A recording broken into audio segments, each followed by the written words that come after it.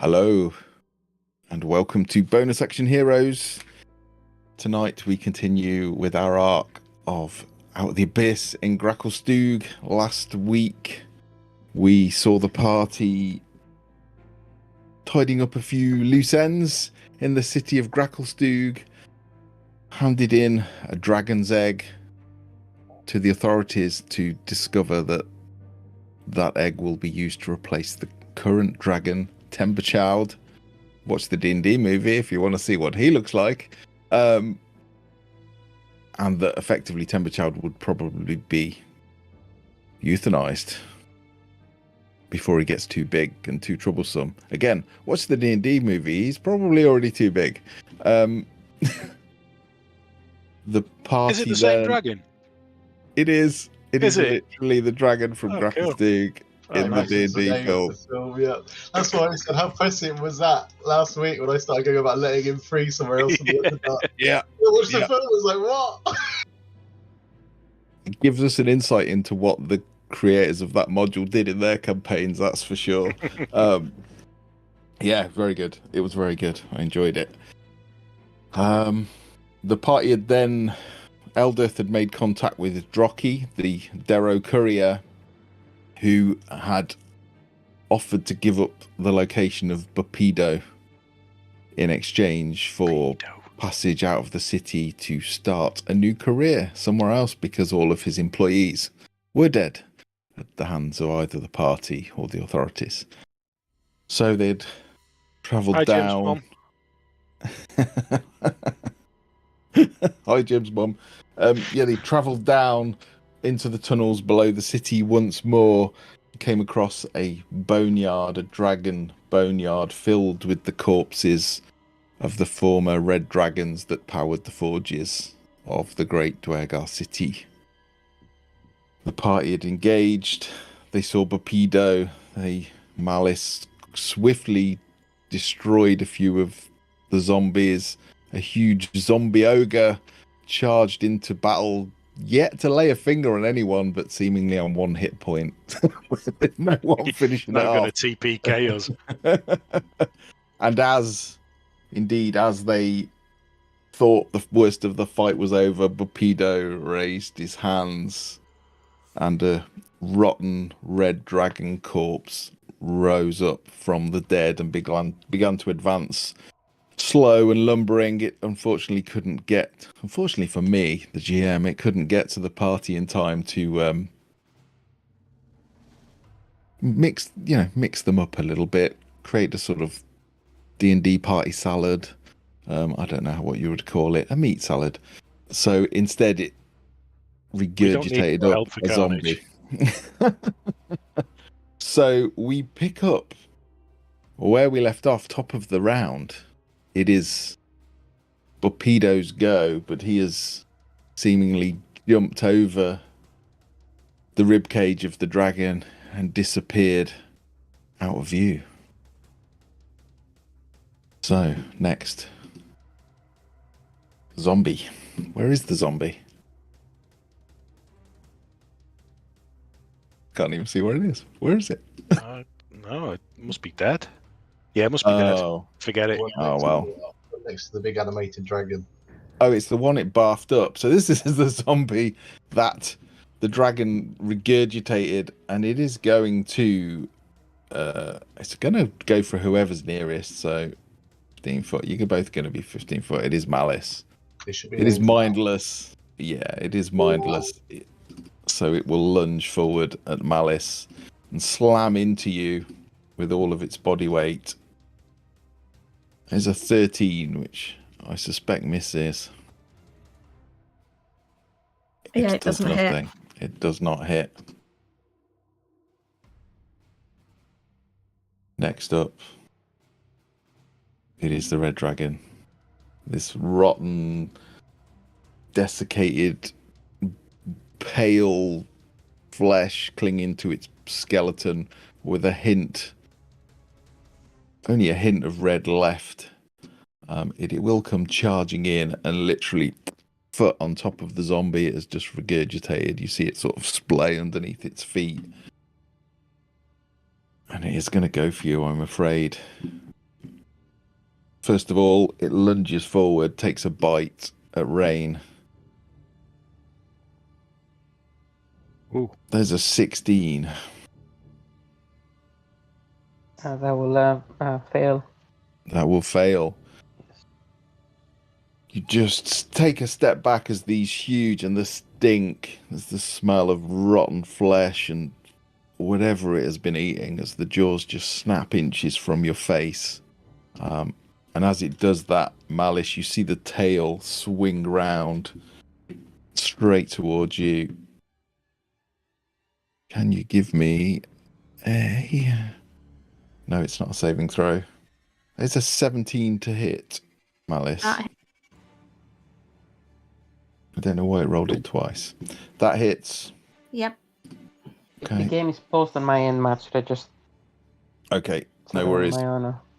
So that is this huge rotten tail just comes in and swipes you, Malice. Just absolutely solid blow, 16 points of damage. Yep. Oh.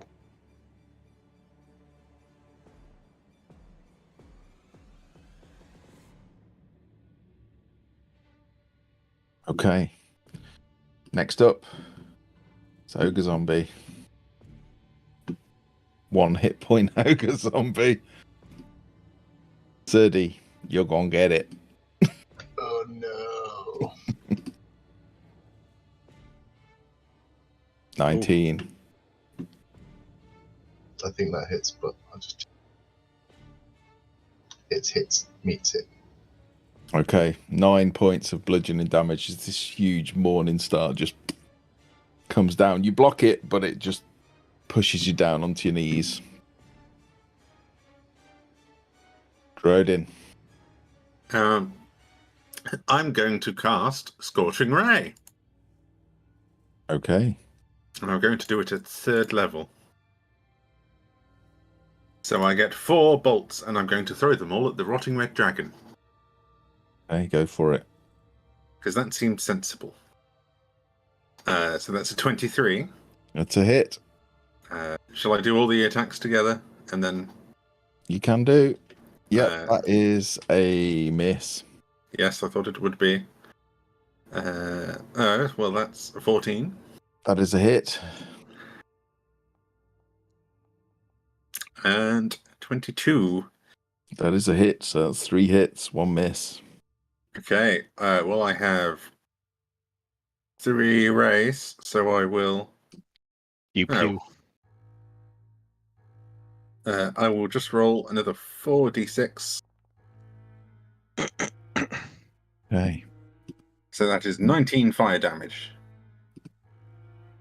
Okay, nice. Yeah, these beams of flame impact it solidly. You see the flesh burning and dropping off the skeleton in the places you hit. One of them just goes well wide off into the darkness. You've definitely done some damage. It doesn't seem to notice them, react to them, really. Oh. Anything else? It's a red dragon. It might be resistant to fire. No. I mean, it looks like you damaged it.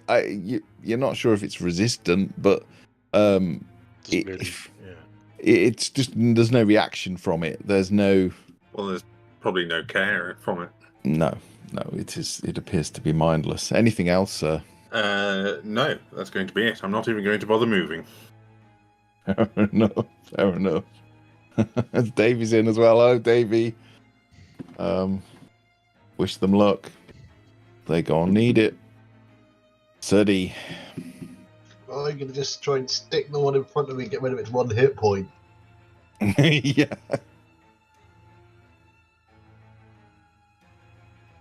So as I'm ducking under my shield, I just thrust the Yikla underneath and attack with Okay. 14. Yes. Phew.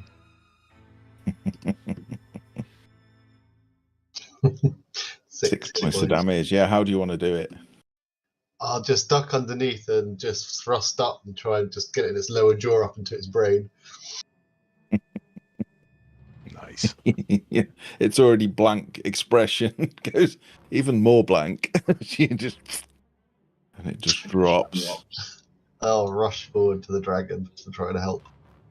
Okay.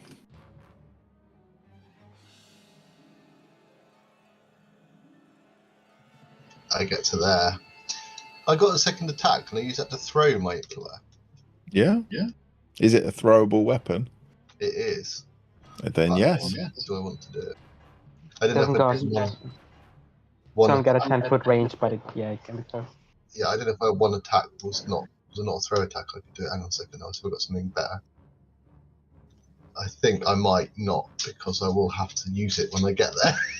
Yeah, you have to find it again. I have to think of it. On second thoughts, I will just do that then. That's all I can do. I'll shift Hunter's Mark with my bonus action onto the dragon. Okay. The dead zombie. Good call. Good call. Ambrose, who I think it's got a longer range, can run up and bite its nethers. Oh no, it can't because I use the bonus action to Hunter's Mark. So I'll just run up next to me and take the dodge action automatically. Okay. Nice. Rain. Okay. Well, the thing's right on my face, so I'm gonna go with my battle axe for this one. Good call. And actually, I'm gonna move so I can flank. If that's all right. Would I be able to? Yeah, you can move around it. Move Yeah, up you can here. circle around it. Okay. I'm on this side now, so yeah. Try to hit it with another 16. That's a hit. Hit. Okay, that's good. Normal attack. 7 points slashing damage, Okay, yes. and then another one.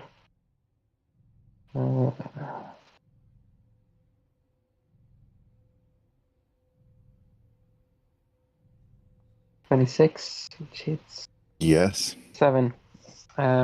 Excellent. And then Steel Defender is gonna go right next to Malice. Or actually there, so it can be next to Malice and the zombie. And Yeah. probably, actually, it's gonna go for the zombie. Okay, fine, yeah.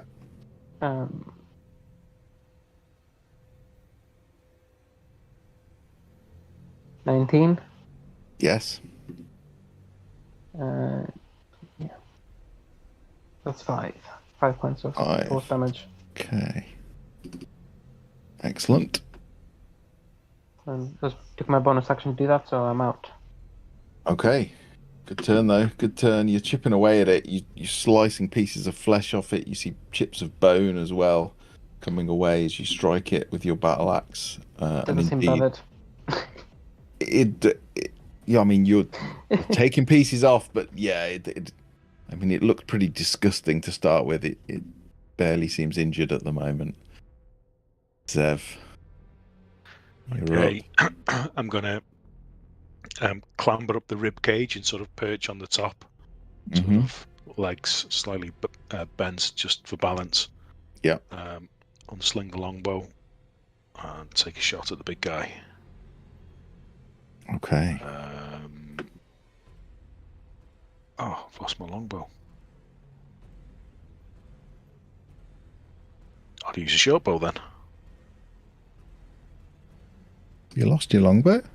Mm. Do you want me to put one in? If you don't mind. Yeah, I don't mind. And you've got bless. And I've got bless. You've got bless, yeah. Which I think I'll need. There you go. You got a longbow now. Cool. Okay, that is a hit. So we'll do some sneak attack. Well, the normal hit first. Oh, do it. It might ask you to roll. I'll just do the short bow. Well, it'd be a D8, wouldn't it, with a longbow? It's the sneak attack that counts, really. So sneak attack. Ooh, was that maximum damage? Yeah, it was. And I think I'll throw a Whales of the Grave in there to hit that zombie that's close by as well. Excellent. So as the arrow comes in and I guess sort of sinks into the flank meaty side of the dragon, a sort of an ethereal one will come from a completely different angle and just kind of pierce through the zombie. Love it. 7 necrotic. Love it. Okay. Yes. Yeah. That hit, you hit it right in the eye socket, and you see what was left of this desiccated yellowing eyeball just sort of puff into this ooze, just dribbles down its face, dripping onto Malice. Enjoy. She likes that kind of thing, apparently. Anything else from you? No, that'll be it. Okay. No bonus actions? No, I'll stay where I am. Thanks. Okay. You see this weird pile of just limbs, arms without bodies, and this pile of bones here in the center. I believe it is still turned from Malice, so it will sort of start to crawl away. Does it get a wisdom check each round, Malice, or is it just turned until it's damaged? Do you know? Let me just have a quick look. You have a quick look at that, and we will move to Tink, and then I'll, if it gets a save, I'll roll it. Otherwise, it will continue to move away. Tink. Little tiny fairy Tink. Okie dokie. So, to start off with, I'm going to move in this direction because all I can see is that I am in range of a dragon's breath. Echo. Or was it just me? There we go. Is that better now? Yeah. There we go. Sorry, because I logged in and out. And then I'm going to.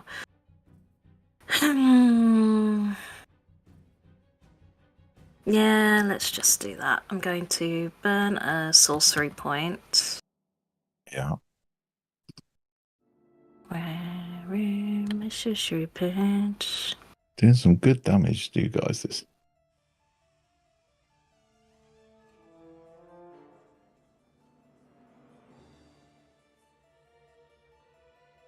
And do.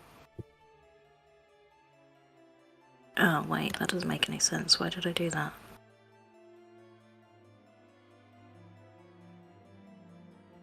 Never mind. I'm going to twin spell my Eldritch Blast. So the first 2 I'll do at the dragon. Mm-hmm. You technically can't twin spell an Eldritch Blast, but it'll depend on what man wants to do. But if your spell can target more than one person, then you can't twin cast it. So Eldritch Blast is eligible until level 5, and then when it gets to level 5, you can't twin cast it anymore. By the rules. Can I take my sorcery point back, please? Yeah, of course you can. Yeah, of course you can. Yeah, I guess you already get 2. I mean, I suppose you could argue it That's could give why you everyone 3. min-maxes as a Sorlock, but whatever. Okay, well, I'll have a look. It doesn't matter, Matt.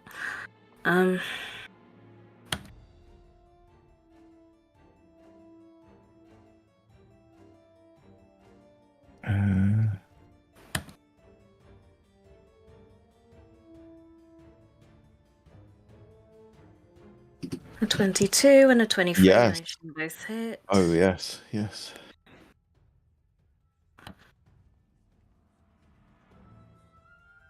Ugh. That 2. Yeah, that's a 2. That's on the dragon. Yeah. Yeah, I've just checked it's right. If a spell can target more than one, it can't be twin spelled. Which I guess at 5th level and 5. Yeah. Kind of damages that force. Yeah. Okay, yeah, they both slam into it. The second one hitting it in the face, spinning its head round, and then it just flicks back. Anything else? Nope. Okay. I was just reading here, V, what you could do. Have you got quicken spell? Yep. Well, you can quicken it and cast it as a bonus action as well, instead, if you wanted to cast Yeah, it. I'm not twice. doing that. I'm done. Okay. Okay. Malice. So for Turn Undead, it just says if the creature fails the saving throw, it is turned for 1 minute or until it takes any damage. Okay. Blah, blah, blah, blah, blah. It doesn't mention anything about redoing the wisdom. That's fair enough then. Okay. Can I see Bapido? No. Well, you can do a perception check if you want, but at the moment, no. He was on top of this rib cage, and then he dropped down behind it after he summoned the rotten red dragon.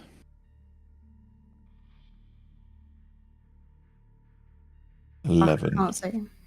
You can't see him. No, you can't see him. You see some movement behind the rib cage, but you can't tell what it is or who it is. Damn it. Okay. I really hate him. Go to I there. And there. Okay. I am on a suicide mission, and I am really sorry that your cleric is on a suicide mission. Oh my god. Run after the cleric. So I'm going to run around the dragon. Okay. And then I am going to Misty Step Okay. 30 feet towards the rib cage. Oh, I love the Misty Step animation. Oh, I didn't do it. It didn't do it. I don't. She didn't click. I think you just moved. If you click see the circle. If you just click where she is, she'll disappear and reappear. That's what the little purple circle is. It didn't. Oh, there we go. Where have you gone? I have disappeared. And this is why I don't It's use too the dangerous. animations. It's too dangerous She's for you. just You can't left you handle it. all. She's left You you can't all. handle it. I think if you click again, you'll appear somewhere. Oh yeah. You I have. Oh. Okay. I am. You're I am there. gone. You are there. You are there. You've just, for some reason, Yeah, I'm just a box. You're just a bot. I'm an injured orange box. You're quite reappeared. You're just sort of rematerialising. It takes a while. Now Yeah. I'm- Just. It's coming. Now I'm closer. Can I see anything in the rib cage moving? With an 11, you can see something short moving around. I will let you roll another perception check.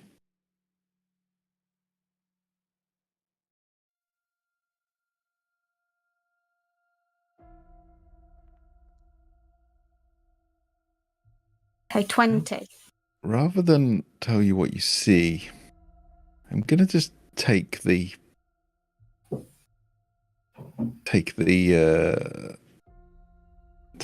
out.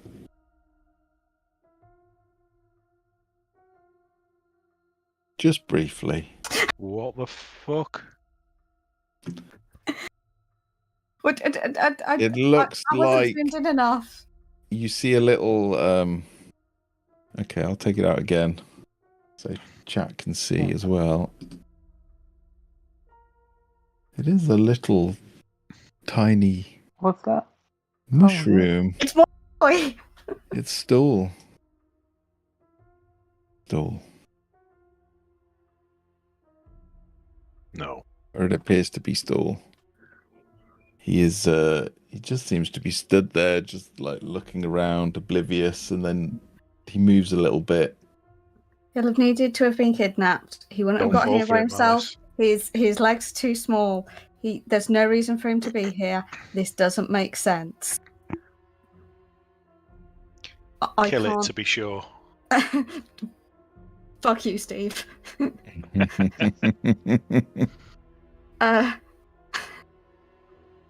am worried that it is Stool is the big bad all along. We've But said that all along. What would you like to do? I'm going to take out my crossbow and I'm going to, because I can't spot Torpedo, I'm going to turn back and I'm going to take a shot at the dragon. Okay. Yeah.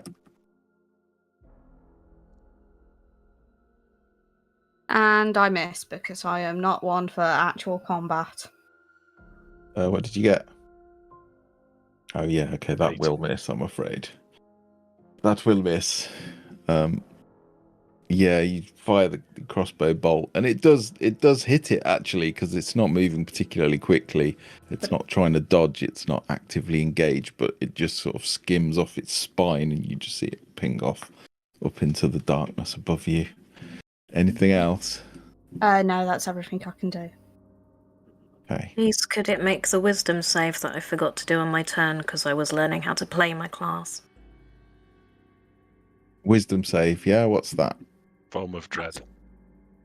Okay.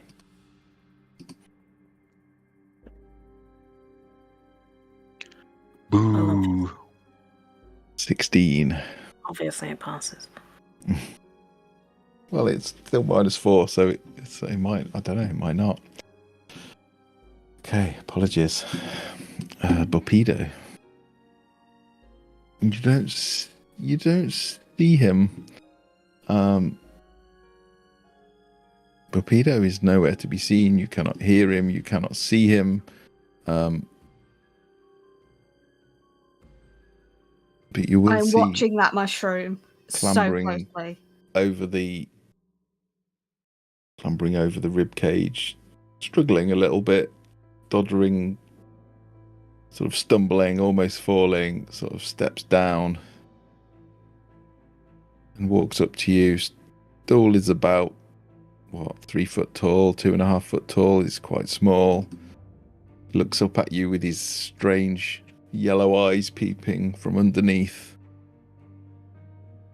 the cap on his head, and he reaches out a hand to you. It's a trap.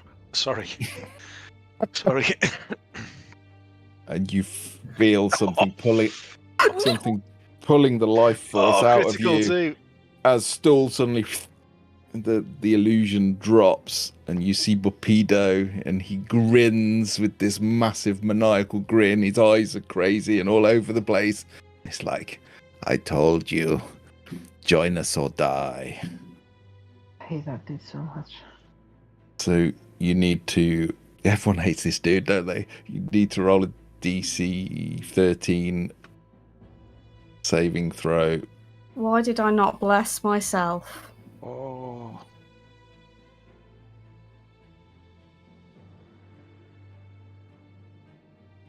You pass. 20. So that's 10 points of necrotic damage. But your hit point maximum is also reduced by 10. Okay. Well, no, you saved, didn't you? Yeah. So you saved, so your hit point maximum is not, you just take 10 points of damage, but it feels like he is pulling your soul out of your body. You feel your life force draining away. Okay. And as you're reeling from that, the longsword comes in as well. And that's Yeah, an that 18. hits. It's another 8. I am afraid. down. Oh. Oh, the cleric. And Oh, God. Yeah, I don't think anyone has. Maybe there's like one bit of healing in all of us. I think I'm really hoping Serdi.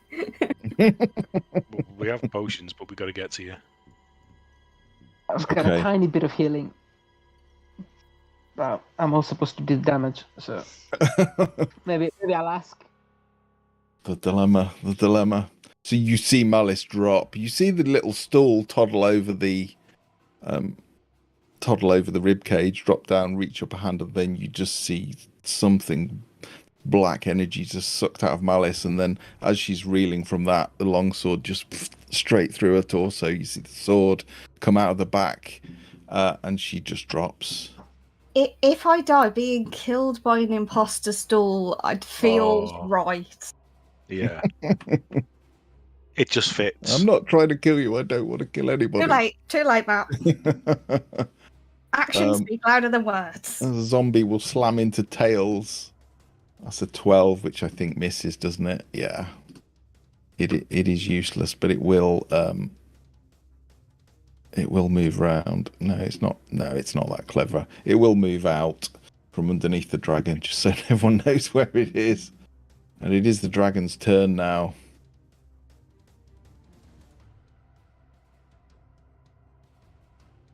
It is gonna, with Rain behind striking, you see the tail swish, and it's almost unconscious. It almost doesn't register you there. That's a 20 to hit on Rain. Which I assume hits. Yeah. Oh, 27. That's not good. It's not good at all. Done. You know, it might be. It's too late. Let me check. I think it might be too late now. My still defender can do it as a reaction. Oh, yeah, I'll let you impose disadvantage. No, yeah. Oh, does it have to be within 5 foot of you? Well, let me check. Well, I have to do it against the attack roll rather than the. Oh, okay. It's Yeah, so I have to do it before I know whether it hits or not. Oh, okay. So yeah, it's not fair to do it now. Okay, I'll take this damage. Yeah, it's a brutal hit. You just see the tail swish, and at the last moment it comes up and it just slams down into Rain. You hear the sounds of bones breaking. You see blood squirt out of her armor.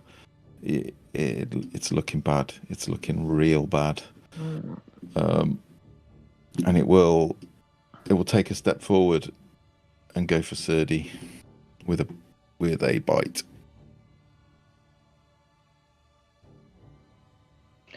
And let me see if my still defender can actually do it from there. Yes, it's within 5 feet, so I can do it. I can do it now. Okay. I don't know where it rolled, but. Unfortunately, it still hits. I think. Thanks for trying. Yes, it hits. Okay. That's 14 damage. Actually, that looks too many. What's going on there? Be a D10, not a D12. Let me roll that again, Tom. Oh no, it is right. Brutal, but it's right. Okay. That is all it can do, though. You'd be glad to hear. As if that's not bad enough. But as a bonus action, it is going to disgorge a zombie. So you see it again go, and you just see this dead Duergar sort of trying to clamber out of its jaws, and then it retches and it just drops. It just drops to the ground. Did it move out of my range, Matt? It did. You get an opportunity attack. Yes. It didn't. It had its back to you, so it just went for what it could see. Now, technically, if I do kill it in one go, we can take all that damage it's done to. Go for it. Kill it in one go. Kill it in one go. Go on. Easy. Best of luck. That's a hit. That's a good start. All right, let's see if that D8 plus 4 is going to be the rest of its health points, Matt. 9. Oh, it's so close to all of its health. So close. All right. So you definitely, as you sort of clambering. Points for its maximum health. Yeah. Oh yeah, it's brutal. Yeah, it's absolutely brutal. Okay, Drodin.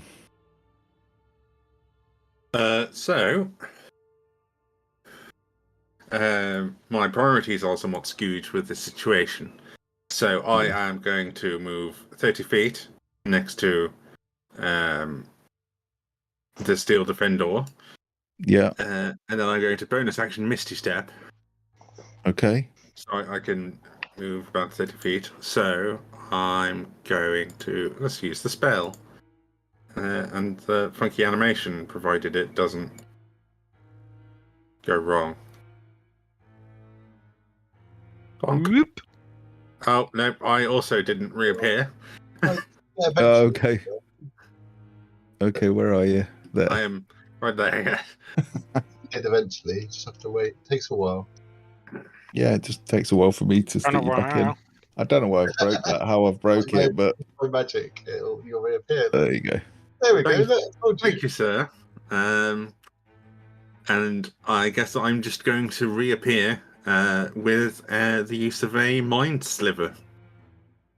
Okay. Or am I? I don't know. You're in charge. I'll do a firebolt because it's slightly more damage. Okay. It's a natural 1. It's a natural miss. You hit Malice. Yeah. Don't fucking...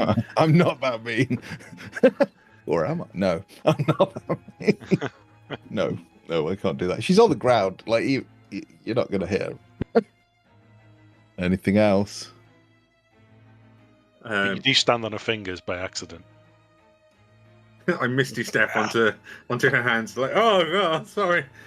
No, I think I'm just going to spend all of this time until my nuts turn mouthing off at Pepido. What would you like to say to him?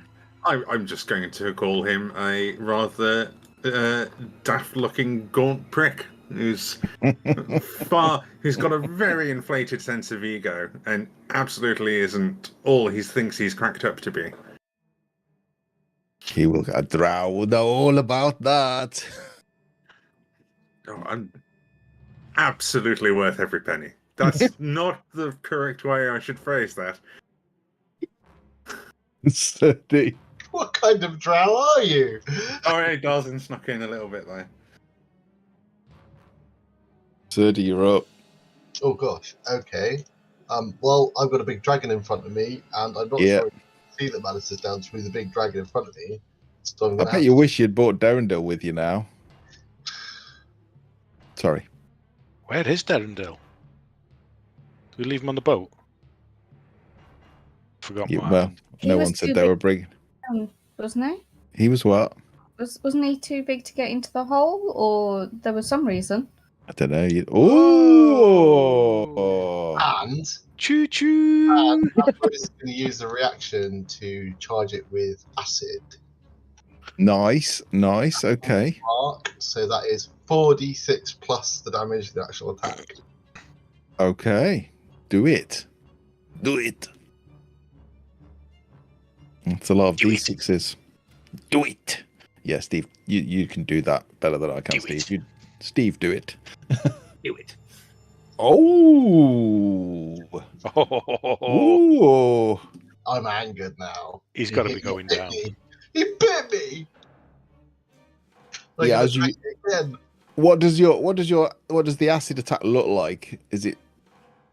Well, how does that work? I pull back my yettle to spur him with it, Ambrose just goes spits on the end of it. Yeah, and as you slice away at it, you see bits of flesh just sort of sizzle and burn and drop away, and pieces of bone also seem to crack and crumble around its cheekbones. Anything else? My second attack.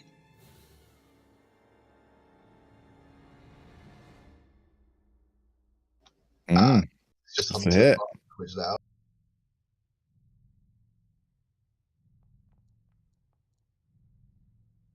Oh, that could not be more the opposite of the last one. Yeah. But it's looking bad. It's looking really bad. Quite close to dropping. The magic that's animating it seems to be giving way, and you can see its joints popping out and giving way. I'll get Ambrose to sick it, jump up and try and tear its throat out. Okay.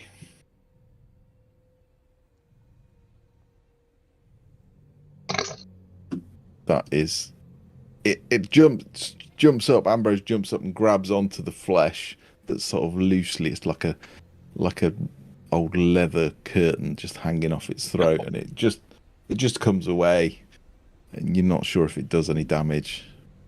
No, it doesn't. It's a miss. It's a narrow miss. Very narrow miss. That's all I can do. That's all you can do. You did like 35 points of damage. Good use of the stuff with the crit though. Rain, battered and bruised and bleeding. What would you like to do? Yeah, this is a non-ideal situation to be in. That's Make an the best of it, understatement. right? So I think someone's getting to Malice, so I'm going to ignore her for now. I'm gonna move back, and I'm gonna drop my my hammer, my battle axe, and pull out my pistol. Yes. And first one's gonna be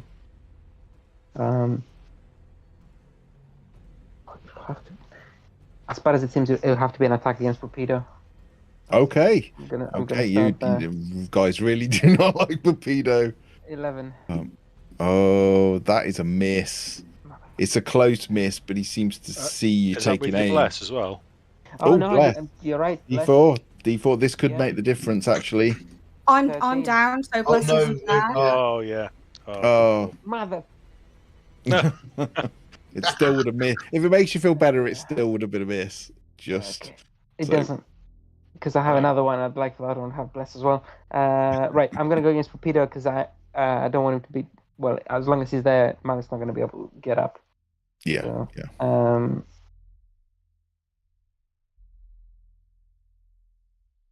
Come on. 22. That's better. That is definitely a hit. Yes. Fuck that guy. 9 points of piercing damage. Okay. Yes, you strike him square in the arm. Okay. It doesn't look too bad, but he snarls at you. He's like, "Argh." Bonus action, still defender attacks with advantage. Yep. Because flanking 22. Yes. Okay, 11 points. Ooh, that was maximum damage. Not see, the steel defenders are awesome. They're Yeah. always really good. Yeah. They always show up their owners, from my experience. Mine does. Nice. Yeah, it's looking bad now. It seems to be like losing its footing and struggling to hold up its own weight, but it is still up. But it's close now. It looks bad. Can Sev finish it off? Unless you've got any more movement, that is, Nick. Are you good? Yes, I will move. I think I'll just move. Doesn't seem to like moving like that. Yeah, just get all the way over there. If that's okay, that's good. That's correct. Good stuff. Sev. Okay.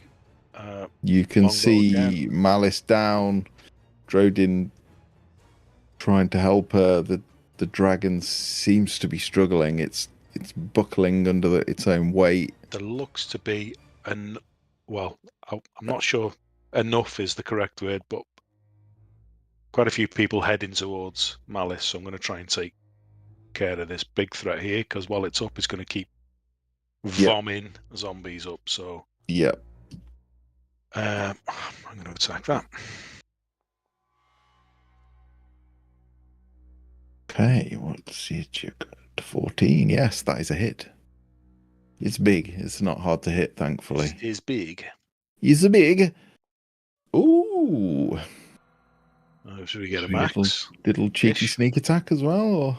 Yeah, and a little cheeky sneak attack. 4. This could do it. Here it comes. It's a total of 26. How do you want to do it?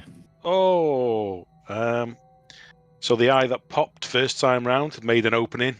So the second one slides in straight through the hole into what little remaining decomposing brain is left that's fighting whatever neurons it's got left through its nervous system, and down it goes, crumples. I think I'll do the last Wales from the grave as well to see if I can get rid of that last zombie out of the way. Yeah, good call. Did that? Oh yeah, there it is.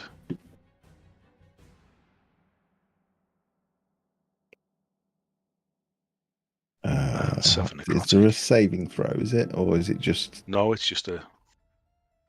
Nice. It's close, but it is still up, unfortunately, but it's looking bad.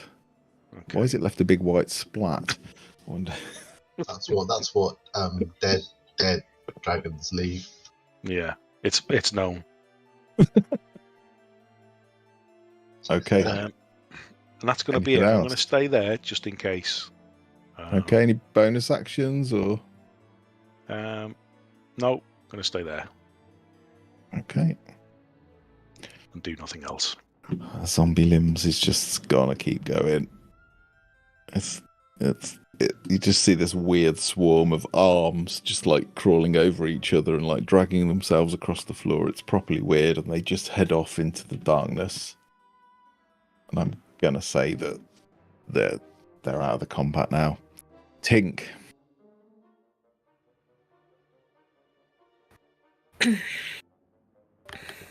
I will step round so I have full view of Pepido.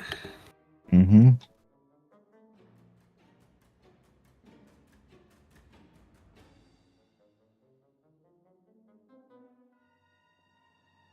Oh, when was Malice's go? Oh, you were last, aren't you, Malice? Yeah, I You seem were to have dropped off the thing, Yeah. but I think I go Yeah. after Tink. I'll add you back in. I don't. It might be the teleport thing not working properly. Yeah, it's also Okay. missing off the combat track. I'm at this one here. Yeah, I'll sort that out. Perked magic, chaos bolt at what's his face? Pepido. Okay.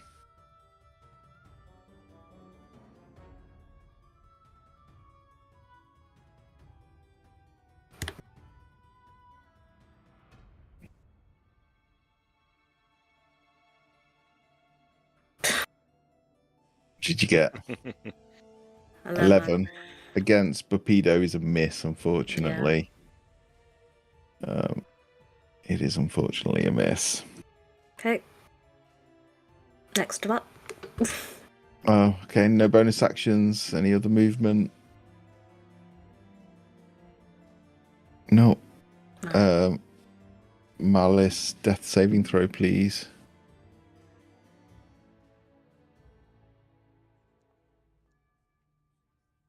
On one success. Okay. Zombie. It's gonna hit Ambrose. Is that not the zombie? No, it's right not. at the top? It's the Because one right above you. Oh, I thought that was here on the combat. That's like fourth on the combat tracker, the one above me. Oh, it's not for me. It's last. Weird. Okay, now it's saying it's not that one. I think it's the one right at the top. Okay, well, if That one. to Yeah, make it work, I'll move that one there and it misses. Okay. That's fine. Okay, top of the round. Pepido.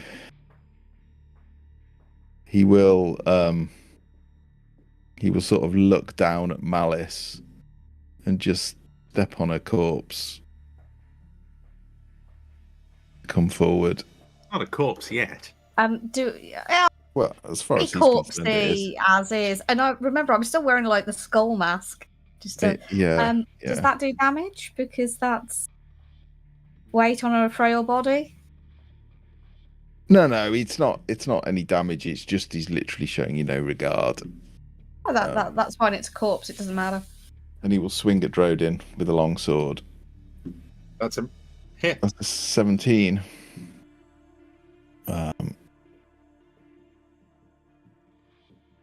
That's 8 damage.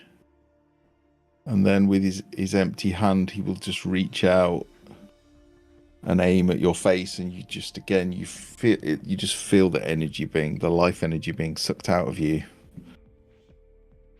And he grins. That's a 19. Is a hit. DC 13 con saving throw, please. That's 5 points of necrotic damage. And if you fail your con save, Which I do. Oh, you lose, your maximum hit points are reduced by 5 as well. Very well. But that is it for him. Zombie, almost dead zombie, is going to lunge forward to take on Serdi. It slams into you. It's almost falls. It's so clumsy. I'm guessing that misses an 8. They're rubbish zombies, aren't they? But they hold you up. And then quite a few of them as well. this zombie is the one that you were right. It was third. That will slam you, Ambrose. Or not. Nope. Nope. Good for you, Drodin. So, I'm going to do something a tiny bit daft, somewhat inspired by the creative use of their objects in the D&D movie. I am going to attempt to feed Malice a healing potion, but in the attempt of turning round, I'm going to have my lovely cloak of billowing billow rather dramatically. And as I'm in the process of that, I'm going to try and unbuckle the clasp around my neck and hope the billow just kind of like carries it, so it just kind of like wafts into Bapido's face. Yeah, so it's just like, instead of like throwing the blanket on him, I'm just like, hopefully there's movement to the billowing, so it will just go and just land on him, and then I can tip the healing potion into Malice's mouth. Okay, yeah, you can give Malice a healing potion. It will use an action. Yep. But yes, roll healing. It's 7 points of healing. 7 points of healing for Malice. Okay, I'm gonna get, if you, I don't know, sleight of hand. Roll me a sleight of hand to make your cloak work in a way it's not designed to work. It's fitting. It's 11. Okay. Yeah, as you pour the potion, yeah, the cloak flaps and you let it go, and it just kind of drift. It does drift towards Bapido, but it doesn't land on him and cover his vision. But I like your thinking. I like your creativity. You like the attempt. I do. And Malice is conscious. And would that have counted as my bonus action to just unclasp my? Well, I believe your cloak of billowing is a bonus action to make it billow. So yes. I thought it was a free usage, but let's have a look. I don't think it is. Cloak of billowing. No, yeah. You can use a bonus action to make it billow dramatically. I mean, it's pretty dramatic, and he just like. Oh. You hear Bapido go, get out of the way. That is pretty dramatic. I do like to be extra from time to time. Does he? He's slowly working his way into all of my characters. Don't worry. And then I'm Literally. just going to not maybe later. And then I'm just going to sidestep, so I'm opposite Malice. Okay, Serdi. Seem to be surrounded by zombies. I shall stab Ralph in the face with my Euclid. Hey, is that how you say it? Euclid, yeah. It is now. It is now. That's a hit. Oh, do you know what? I'm going to do it in the second, damn it. I forgot to do something anyway.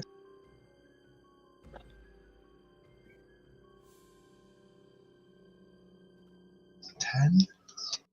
10 do. This one? The one that's near death? Yeah. How do you want to do it? As he stumbles forward, I'll just step slightly to the side, let him stumble face down, and just stab my Euclid down into his head. And Down, gone. Spin it round and stab the one behind me, zombie number 2. Okay.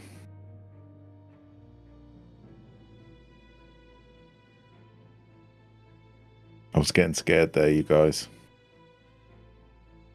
It's not over yet. 11 That's hit. true. It does. Oh, bloody hell. I will have Ambrose will spit on it as it goes past and add acid damage to this one.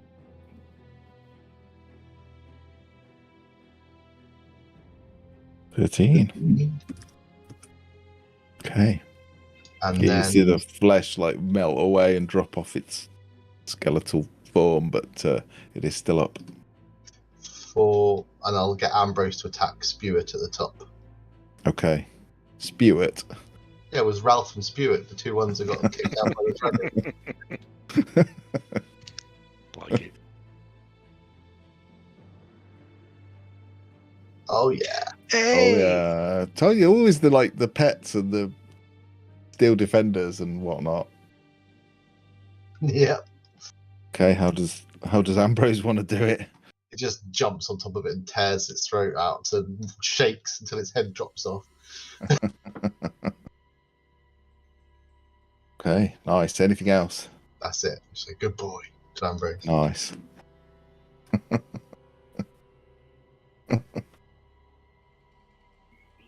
Okay, Rain. Rain Where's is gonna Rain?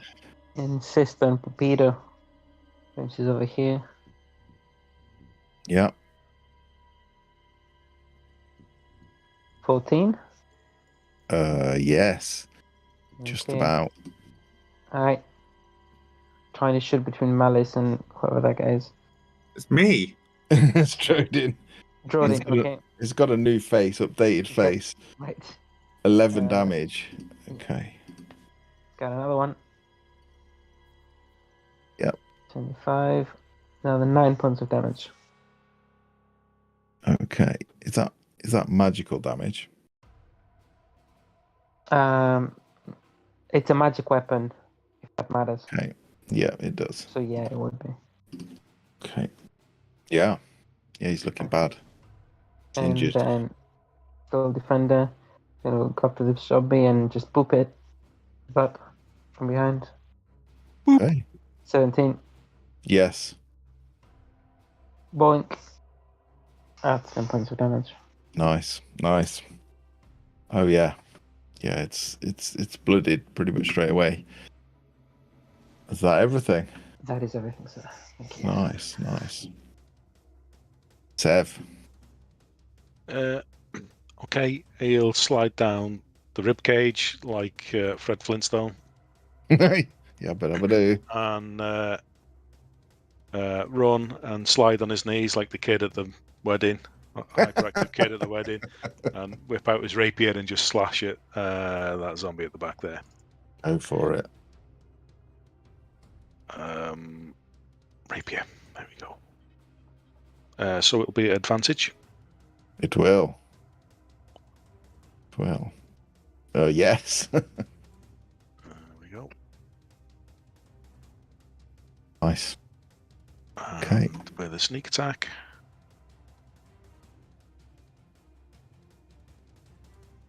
Oof, how do you want to do it? Yeah, I'll just kind of sort of reverse grip and sort of slice across its spinal column at the back, and it just collapses in like a clatter of bone and slappy flesh. You see the Ambrose face the other side looking quite happy at this thing getting taken down. Nice. Any bonus actions or? No, I will. How much movement have I got left? Have I got enough movement to give advantage there? Yeah. That's it then. Do. I'll give advantage. You do. Well, you can bonus action dash as well, can't you? That's true. Yeah. No, I'm going to stay there and try and clear up these zombies. Okay, Tink.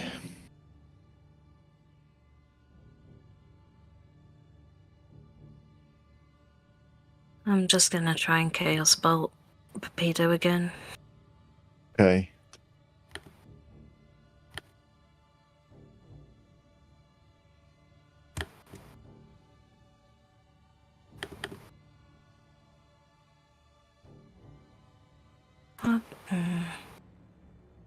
No, fuck it, just to have something to do. I'll twin bolt it. Okay. And I'll try and hit the other one too. So we'll do. Let let me take the sorcery point off. And we'll go for Bapido first. Yeah. That is a miss, I'm afraid. It's close, but it's a miss. And the other one. Yes.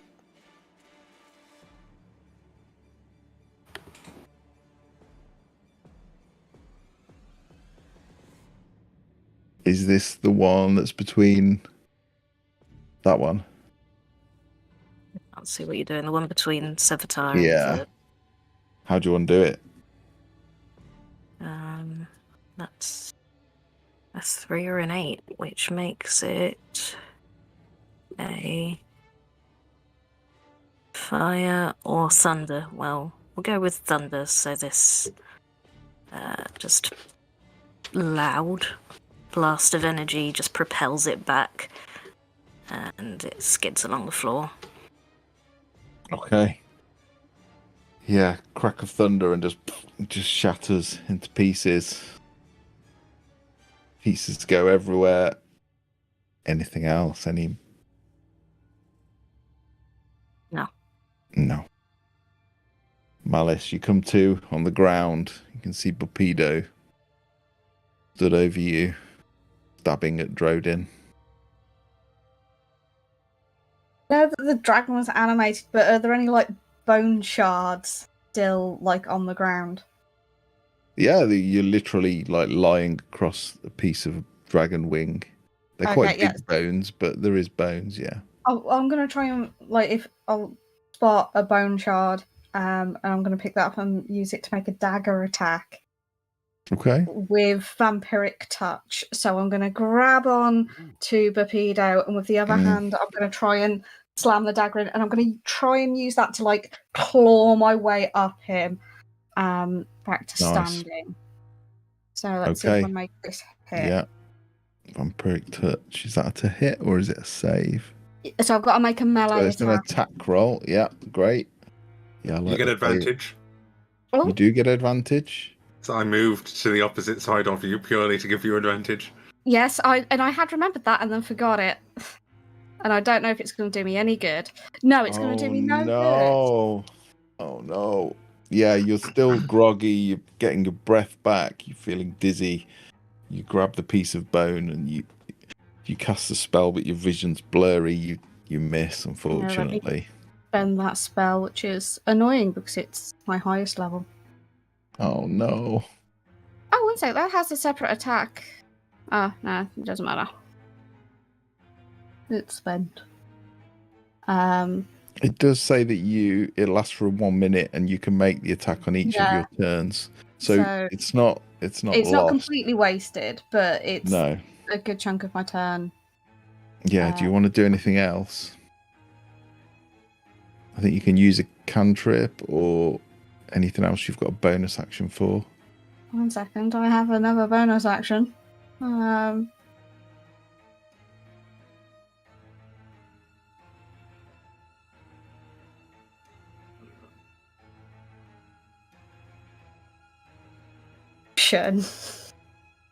Is a if there's a potion that is a bonus action to use, like is it drinking it is one thing and then the using the bonus action to use it is another? So drinking it is an action. It depends what the potion is. If it's a healing potion, drinking it is a bonus action. Yeah. What if it's a potion of fire breath? It's an action to drink it and then I think a bonus action to use the. Let me have a look. I think it's a bonus action to breathe fire. So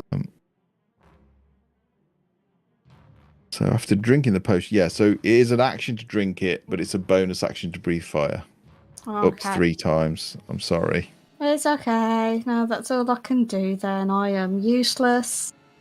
No, you were just nearly dead. Oh, it's his go.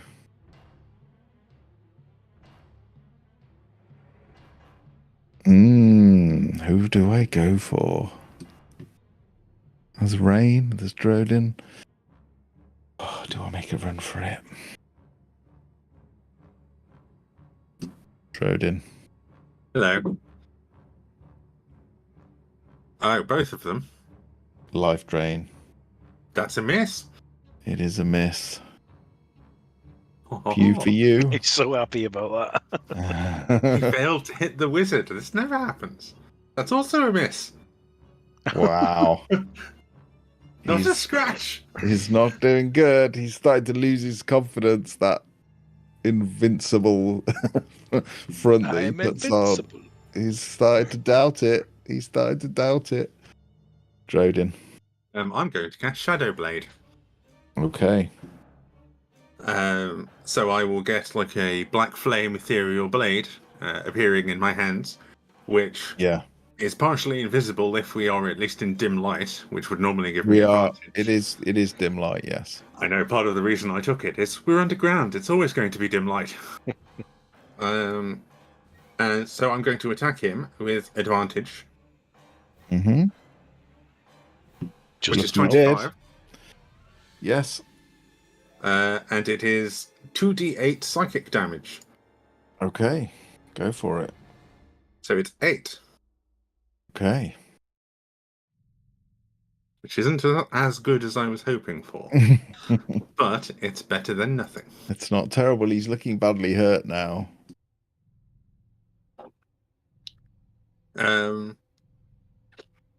And I believe that will be it for my turn. Okay. Serdi Demas.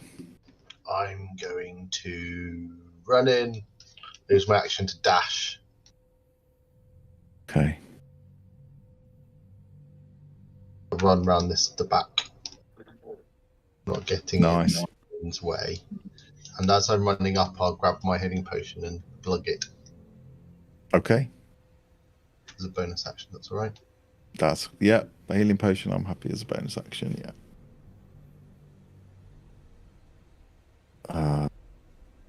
okay. That's it? Ambrose doing anything? I'm just going to run up to just a second. Yeah. A 6 back. He runs 40 feet, so he shall come up next to me up here. Yeah. Okay, there we go. Excellent. Rain. Nothing original. She's just gonna use a pistol again or torpedo. Mm-hmm. 23. Oh, yeah. 13 points of damage. Okay. Yeah, he's looking bad now. That's a 12. That is a miss. Okay, and then we have the Steel Defender. How far away is the damn zombie? 25 feet. She can get to it. Actually, no, because she needs to go 40 this feet, way. yeah. Okay, no, she can't. Not torpedo to the zombie up here. Yeah, okay. But I think that's... Let me just measure what I've done. I think that's fine. You were only there. 10, 15, 20, 25. Yeah. The last one can be sideways. Can be one sideways at 5 and then it's 10. It's just gonna try to get him. 23? Yeah. Oh, yeah. 7 points of force damage. Nice. She charges up and then just a bit of a force blast coming out of her head. Just hits him. Nice. It doesn't see it coming because it's got no eyeballs. Sev. Okay. Bonus action. Take aim, so I won't move. Yes. I forgot about that. So you get advantage. That's right, isn't it? Yeah. So I'll go for the longbow. And I'm going for Torpedo. You don't want to go for Drodin? Well, if I roll a natural 1, maybe. As a natural 20. So.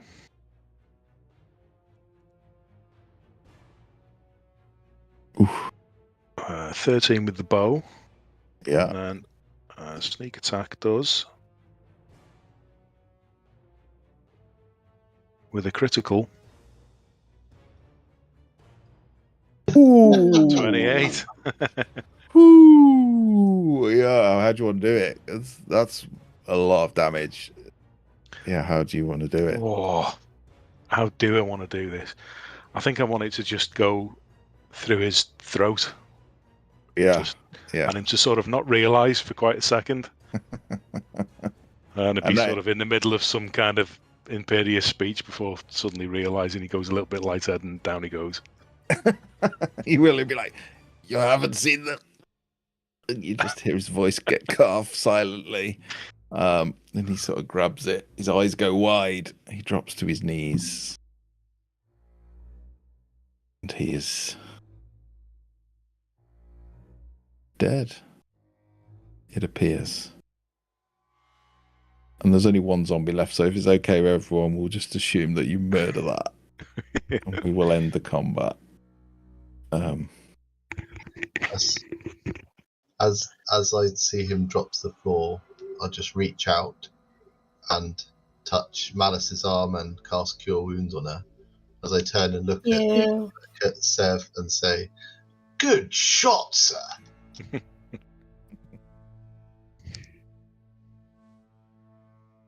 Okay. All is quiet.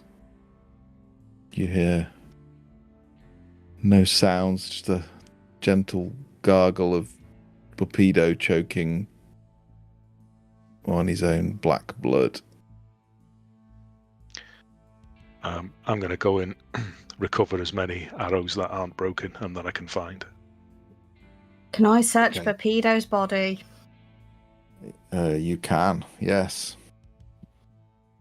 I was expecting there to be a lot of after-the-fact stabbing before the searching starts. No. I'm going to search him first so I don't break anything. A responsible revenge stabbing. As you search his body, he's got a long sword, a short sword in a scabbard. They appear to be mundane. He's wearing a weird little flat cap with a fur trim, and he is wearing this really beautiful looking armor. Oh, it's absolutely gorgeous. And as you're looking at it, it's sort of very beautifully embossed with these intricate patterns like skulls and bones, and it's all beautiful. But as you're searching him, you just see it suddenly just turn grey and fade. It still looks like leather armor, but it looks quite mundane now. Okay, well, I'm going to take that and keep that for later so we can check it. So it was a long sword, a short sword, a hat, some weird armor, and a ring. Does anyone want the long sword or the short sword? Either of those? If they are not magical, not for me, thank you. Let me have a look at what I'm capable of using.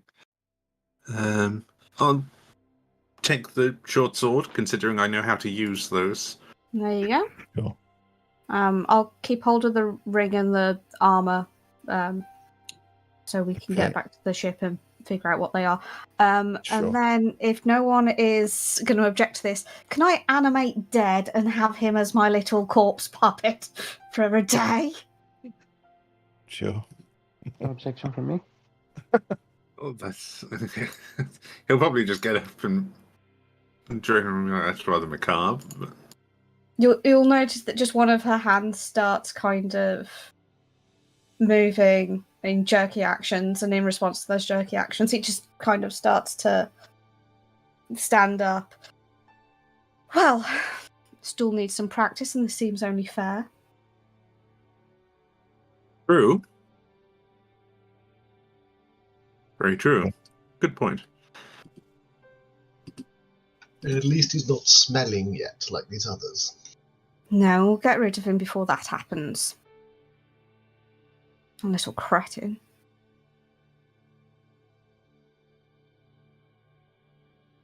And yeah, I'll just marionette him around with us until I can set up a stabbing dummy using his corpse for stall.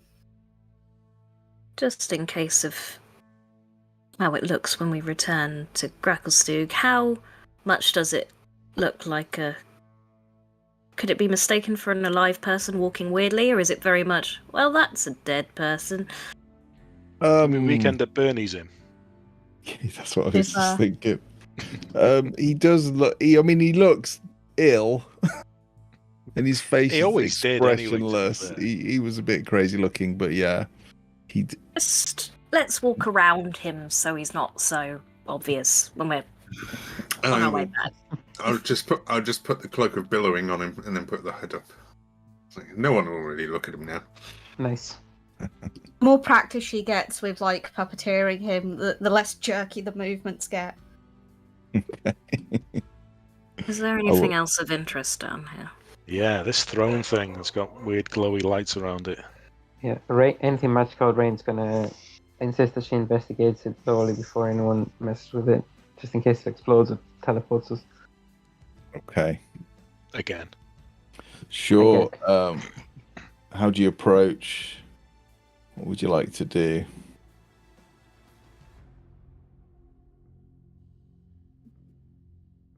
Right, the throne.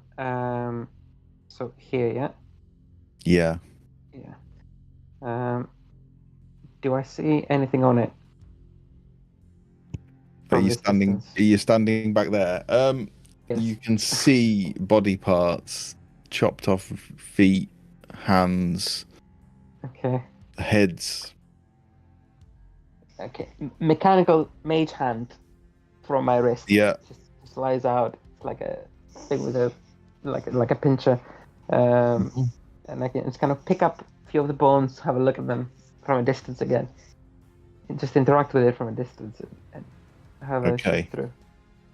As you start shifting through these bones, you see you see this hand flip upright, right, and then it flips back onto its front and just lunges and just sort of starts scuttling like a spider towards Sev.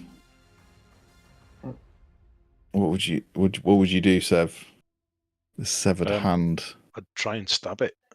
Okay. Try and pin it to the floor. It will try and claw at you. Mm-hmm. But yeah, give me an attack at the same time. We won't go back into initiative. I'm assuming a 12 probably misses. Yes. But that's a hit. Roll damage. Okay. Yeah, it's enough. So this hand, as Rain Mage Hand disturbs, this hand sort of crawls, sort of scuttles towards you, leaps at you somehow with its fingers, and you just skewer it with the sword and just pin it to the ground, and it just returns to being a dead hand. But as you do that, you see this shimmering little figure appear in front of you. It's about 3.5 foot tall, vaguely gnome shaped. Okay. And it is just stood in front of Sev, looking up at him. Doesn't speak. It opens its mouth, but you just see darkness inside. Its eyes are this weird blue energy just sort of wisping away from it.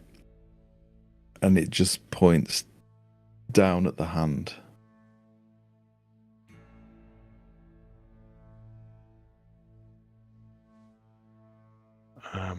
Who's close by? That's Rain. What does this mean? What does it want? I kind of hold the sword up with the hand, sort of like a dead spider on the end of it stuck, just sort of highlighting that I've got it and what it's pointing at. Can I run some sort of check map? Sure. Yeah. So what would be appropriate if she's trying to figure out what this is? It would probably be religion, unless you've got anything else that you think with your background might be more fitting. I would probably say religion. Yeah, she's gonna guidance herself as well. That's all right. Yeah, that's fine. Yeah, you've got time. It's not being aggressive or hostile. Okay, that's a 21. good roll. Although you're not a gnome, you're certain that this is a gnome, and you know that for gnomes, like having a burial in their home city or settlement is very important to them. So you suspect that this, even if just a piece of it, is probably enough to give this spirit rest. Yeah, I'll say, well, I reckon it wants to like bury its hand in the dirt.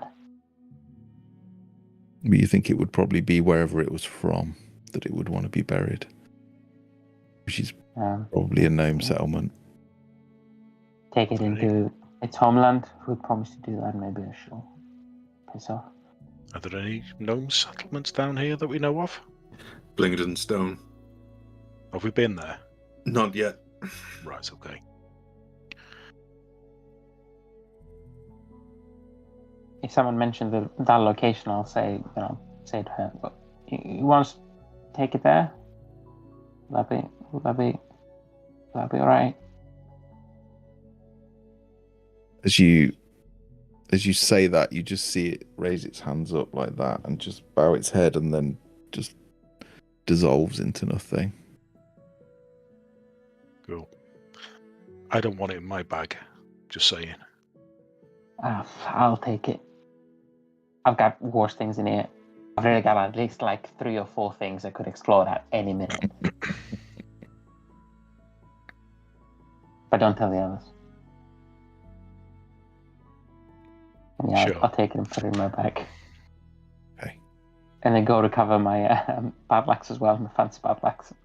Yeah, you dropped it, didn't you? Yeah. Yeah, you find it no problem. Now that the battle is over and you have time to observe, you can see that there must be at least a dozen dragon skeletons buried. Well, not buried, they've slowly sank into the ground over the years. Some of them are just bones, some of them, even the bones have started to rot away and disappear. But as well as that, there just seems to be dwarves, Darrow, gnomes. There's a few drow. There are bodies here that look quite fresh. Their equipment has all been piled up in a huge pile. Rations, clothes, everything. And it's as if Papido has been putting them up, going through them, doing some sort of ritual, some sort of summoning. You're not sure if he succeeded yet or not. Can I have a look at the setup and everything, and do I know what he might have been trying to do? Can I kind of figure anything out from it? Yeah, give me a religion check.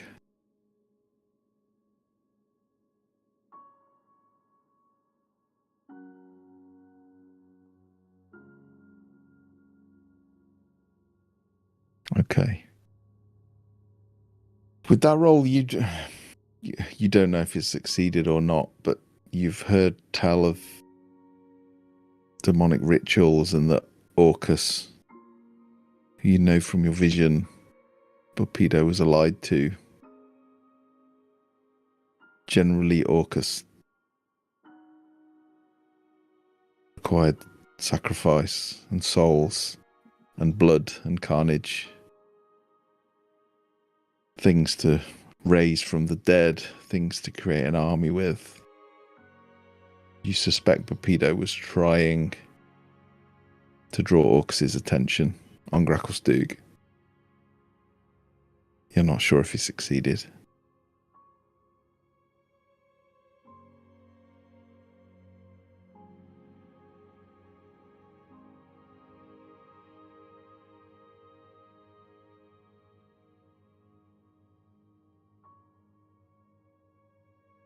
There's probably 40, 50 people here, spread out, including the zombies, those he did raise. Right.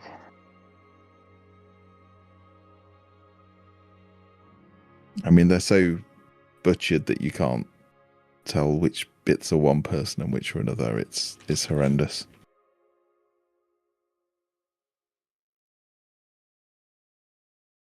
Can everyone give me a wisdom saving throw, please? Oh shit. It is horrible. Rain didn't like it. Rain didn't like it at all. No. Okay. That joke was for you, Steve, as well. Serdi didn't like it either. I missed that, sorry, mate. I said that joke was for you. Realizing that I may actually be carrying a cloak of buffalo billowing. I didn't hear you say that, mate. Sorry.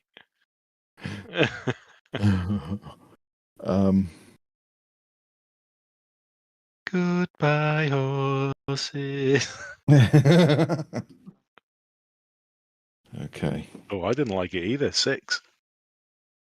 Okay, who what did everyone get? Let's have a look. Am I the only person who didn't mind whatever just happened? I think so. Oh god. It's only as you start to take this in, and even Malice, who's probably quite adjusted to death. DM, I'm going to be cheeky and suggest that maybe Sev might get a second advantage roll because of his background. Yeah, okay, I'll allow it. Yeah, background. If the dice don't want you to succeed, you won't succeed. Oh shit! Yes, the dice. The dice do not care for you this day. Okay, Drodin, you are fine. Everyone else sitting down on a dragon wing bone and taking a breather. He's probably just not thinking about it too hard, and but this is just too much. The thought that he was trying to bring Orcus here, the coldness with which he killed these people. Some of them you can still see the expressions on their faces at the moment they died. It's horrendous. Sorry, I need to roll on the chart for you, but my foundry is frozen up, which is bizarre because the server's in my house. I know what's about to happen. I remember what these rolls are for. Do you? We're all going slightly mad. Yep. Yeah, weirdly, my laptop has frozen up. So we'll come back to that. If everyone wants to roll me, other than Drodin, roll me a D100, please.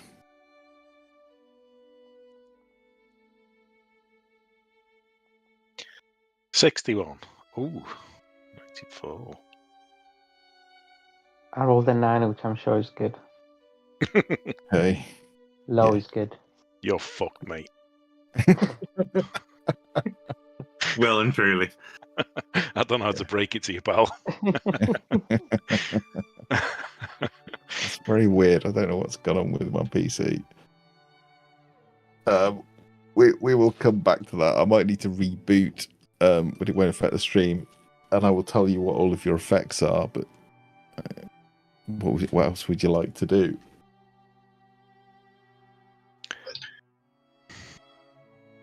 So, okay, I've got it now. Rain, this is too much for you. For the next sort of 1d10 minutes, she basically retreats into her mind. You just can't process this. You find it very hard to communicate with people. You're just reliving everything you've looked at. Serdi, it's your choice really, but Serdi is either laughing, crying, or just screaming uncontrollably at this. It's either horrendously funny because of how horrendous it is, or you just can't cope with it. Remember, you've also got a dancing Bapido next to you. Yeah. And despite having that that Bupido next to you, this pile of bodies for you, even as a death cleric, this is well beyond the natural order. This is too much, and you just feel the need to get away from it. You just, even after what you've seen, this is just, you just can't look at it. Yeah. And yeah, your Drake doesn't need to do it.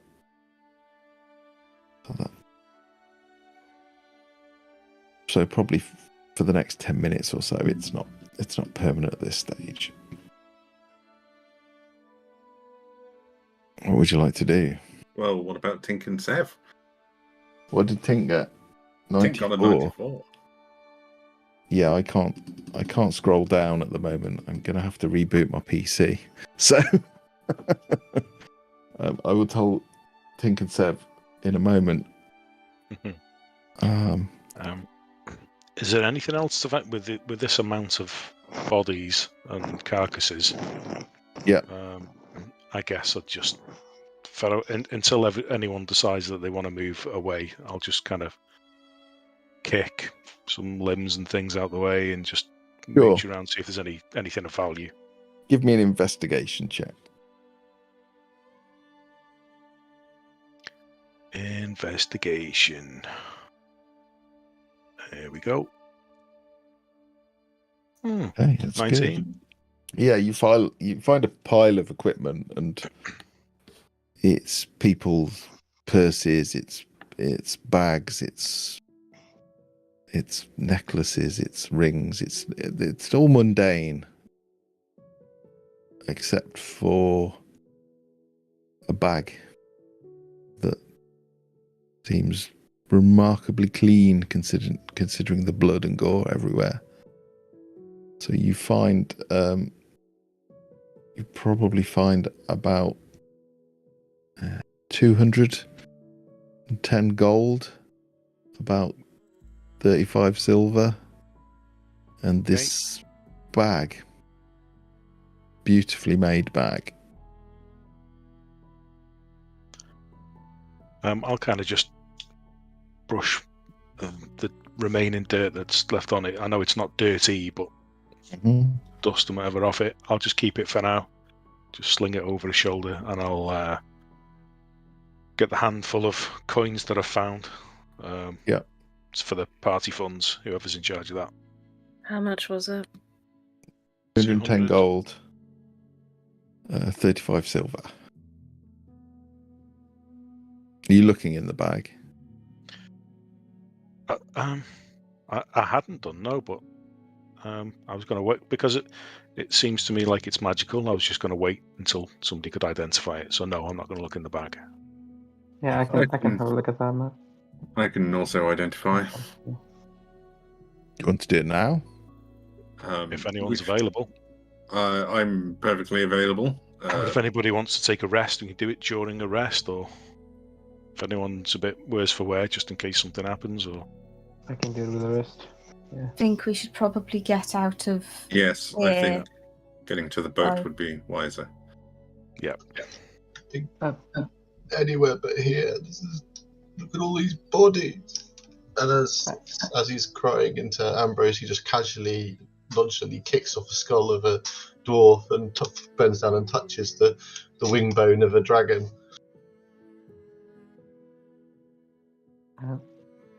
Matt, is there any chance Rain would know whether she can make some sort of magical hand axes or something, or arrows from the bones of the dragon? I mean, you can take some and try, do some research. Yeah. Maybe take some scales as well, maybe. Yeah. If there's any left, I'll take some scales. I'll take some of the bones. Sure. Give me an investigation check to find some good ones that are in good, because most of the scales have rotted and quite long gone, but there will be some. Some of the dragons are older than others. I'll consult my manual. So guidance 15. Yeah, you find quite a number of large bones, sturdy bones, a number of claws, and probably a substantial amount of dragon scales that are usable. Maybe not for a full suit of armor, but maybe for a breastplate or something. Okay, nice. Nice. I'm gonna suggest if you decide what you want to do, we'll just take a 5-minute break because I need to reboot this map because it's just frozen. Let's have a travel montage back to the boat. Travel montage, yeah. Okay. I was gonna say, can I just find a handkerchief of one of these dead people and hand it to Serdi? You're like dribbling on your. Matthew, I have sent you something over Messenger. Okay, I can't access it at the moment. The computer's locked up. It's a cloak of buffalo billowing. I do like that. Buffalo billowing. All right. So we just take 5-minute break then. I'll reboot. I'll get a drink. Everyone get a drink. Take a break, and we'll be back in a minute.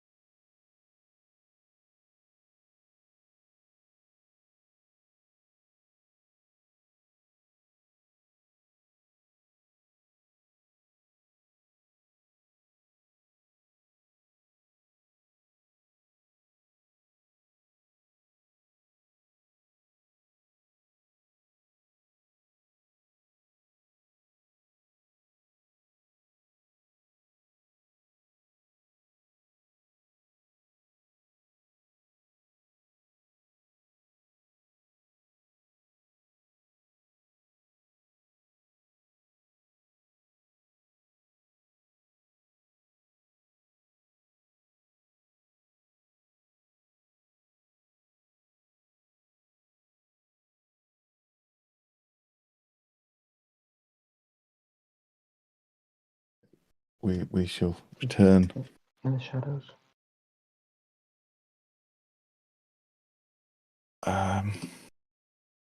What would you like to do?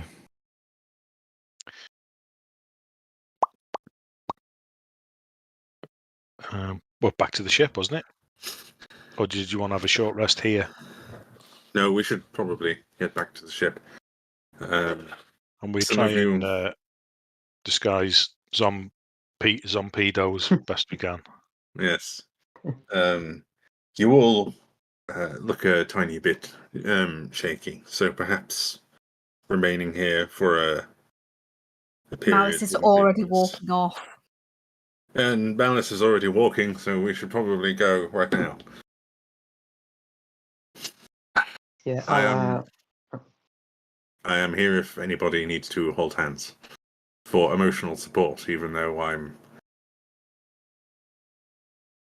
not entirely understanding of the situation. Can Rain do some magical tinkering with this makeshift burning and add something that may projecting like a real face, like a static visual effect is one of the things I can do. Something to project an actual face in front of his dead one. Sure. And maybe like use that for one, and then have another one for order. Second one, so there's something that's like release like a nice fragrance. It doesn't smell dead. And then 2 more, which would be for like 2 6-second long recorded messages. One will be, "Oh, sorry, excuse me," and then one will be like a mumbling some sort of phrase, just acting like he's making sounds. Put them all there. Yeah, he's only got like one phrase or 3 phrases that you can. Yes. Yeah, I like it. I like it. I mean, if you're careful, you'll probably be able to hide him. He'll be a bit clumsy going up the ladder, but you'll do it. Tink, as you're leaving the cavern, you think you see this young ghostly dwarf with a pink ribbon in her hair. She's got empty eye sockets and the skin is missing on the bottom of her face. You can just see this sort of rictus grin of her skull. She keeps her distance. She sort of moves in the shadows, but every so often she comes from the shadow and she just points at you accusingly. The expression is hard to read because she has no eyes and she has no flesh below her nose. In fact, the nose also is a hole. Likewise, Sev, as you're leaving the cavern as well, you just get this overwhelming sense that you're being followed. You feel this cold. It's like cold fingers touching you. All the people you've seen die over the centuries are with you now, somehow. I mean, I'm going to ask everyone if they can see her. They can't. Did you take anything, Tink, from that cavern? Was that Malice that took the items? I haven't got anything. I took the items. Okay. I'll keep it to myself until we get back to the ship. Mm-hmm. It might be a sign that whatever Papido did worked.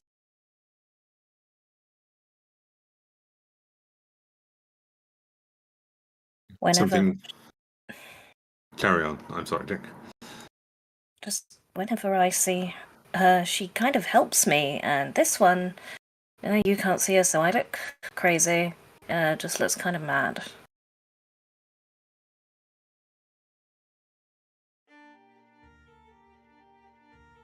I think that was so horrid, and now it made us all act a little strange. Let's just hurry back to somewhere a little less horrifying.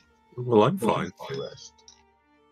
Yeah, I think some fresh air and change of scenery would do us all some good. There's not exactly such a thing as fresh air in Gracklstugh.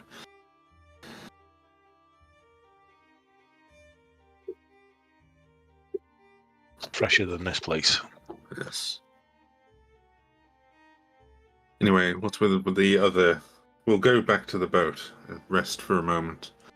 But what were the other tasks we wanted to do today, other than having a visit with the king, go to those sunken ruins? Mm-hmm. I wanted to go back to the workshop to see if there was anything yes. else that we missed. Yes, the intricate requiem.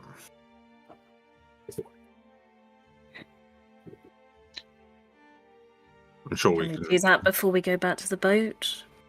It depends. How close is it to where we are coming out of? Or how close is it to the boat? Yes. It's on our thingy. It's not far from the boat. 5 minutes, 10 minutes.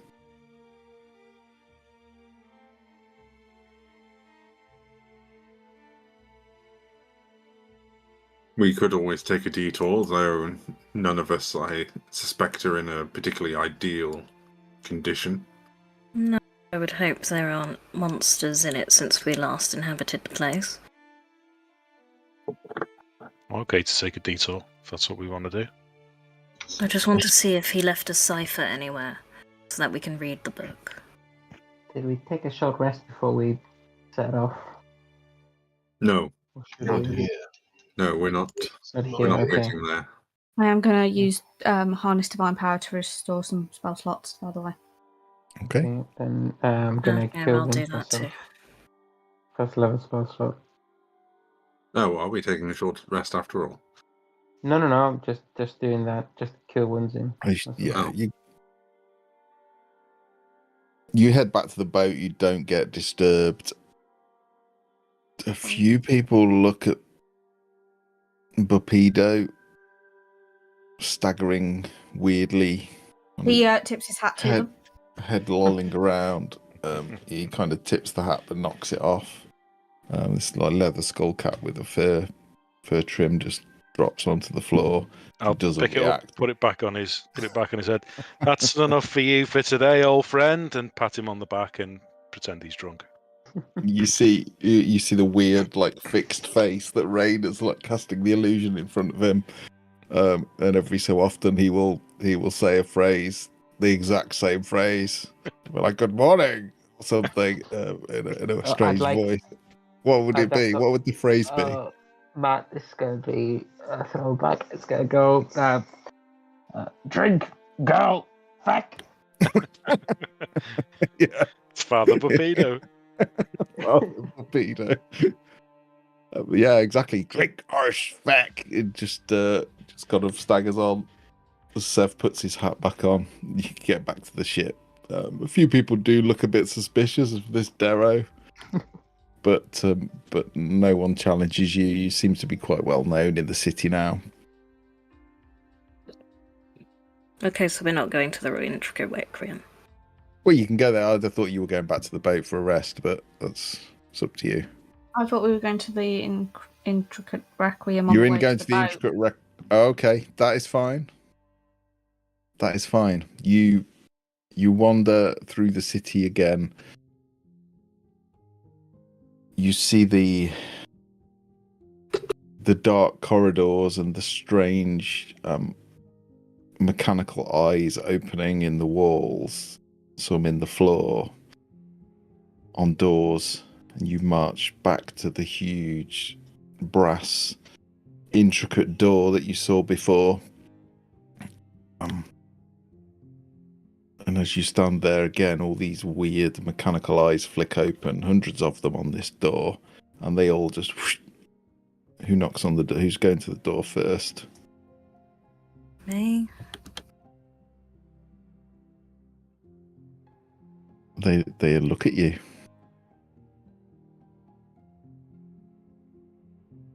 I just open it. Appears to be locked.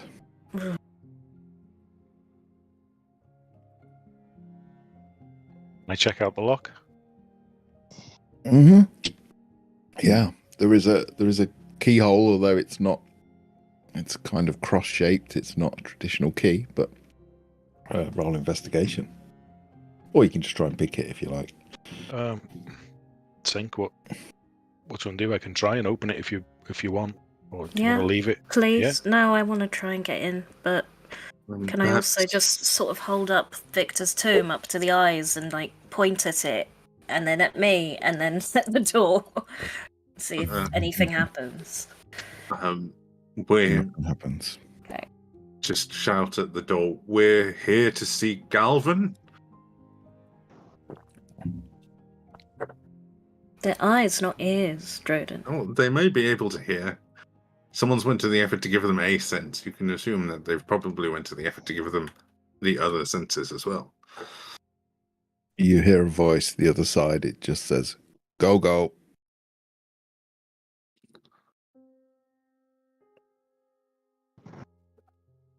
Gadget? What? Bye. No. Dancer? Let's have a kiki. Do you want to roll for I the want lock, to Steve? get in now, please. This is now more interesting. Can I help with the lock, Marcus? I've also got thieves' tools. Yeah, absolutely. Yeah. Just give me One of you can roll, and one of you can roll with advantage. It's up to you. I'll let you roll, Steve. I'm just going to be helping. All right, cool. I'll roll with advantage. It would be nice if we could get in soon. I could rather do it. Bloody hell. Oh, wow. Too many heads. Wow. With advantage? That's crazy. That's crazy. Again. No more left, no more right, no more up. God damn it. It's this weird four-way lock, and you're not sure how the key is supposed to work, but you get between you, you've got several picks in multiple directions. You think you've got something, and you go to turn it, and it's just locked. It's not. It doesn't appear to have worked. No, you don't break any of your tools, but this is not like one I've seen before.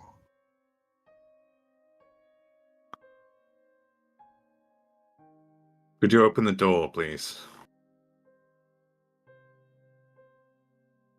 Go, no Galvan. We're here on business. Victor had recently been storing some personal companions of ours. We're here to discuss the matters with them further.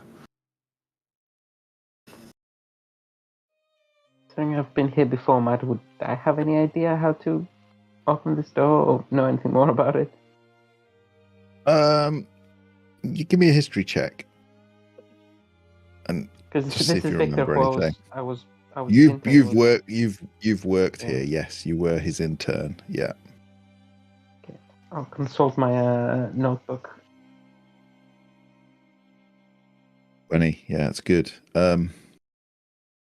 Yeah, you failed the first attempt, and you recall that actually the lock was created to appear to be a four-way key, but it's actually two-way. It's like a false impression to make picking it harder, and I'll let you have another check. Okay, I'll tell that to Jago. Is that his name? Yeah. Yeah. So two of the slots are dummies effectively. So you were basically you were trying to pick something that actually just locked it more. And I'll help him with. Do you want to go this time, Rain, and I'll help you? You want to take the lead, or? Sure. Yeah, I'll give it a shot. Well, where's the voice? What's the voice? Is it automated? It sounds like it's behind the door. It does sound slightly mechanical. Sorry, I'm asking Rain. What's the voice? What is the voice, man? You're not sure. This seems new, but it doesn't sound. It doesn't sound very intelligent, but it sounds like it might be alive, might be a mechanical. You're not sure.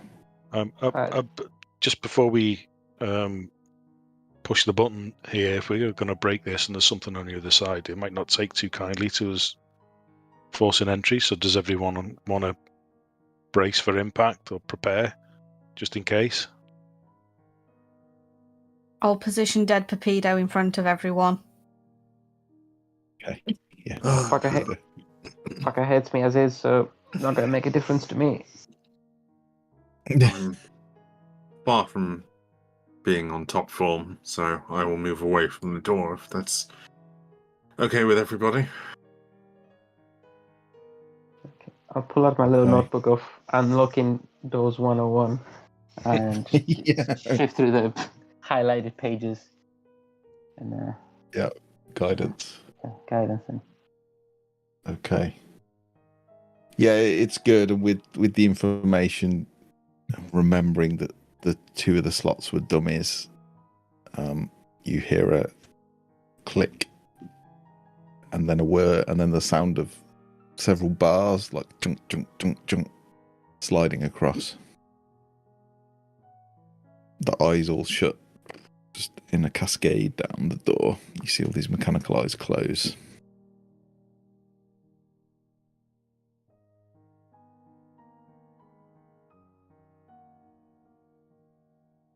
I'll push the door open if it's push or pull. Thought I'd lost my connection. It's open. You can open it if you wish. Okay, I'll open up. Okay. As you open the door, you come face to face with this 7-foot lizard. It appears to be mechanical from its toes up to its neck. And part of its head seems to be biological. And it's just stood right in front of the door, absolutely stationary, almost could be mistaken for a statue. And it looks down at you, Sevatar.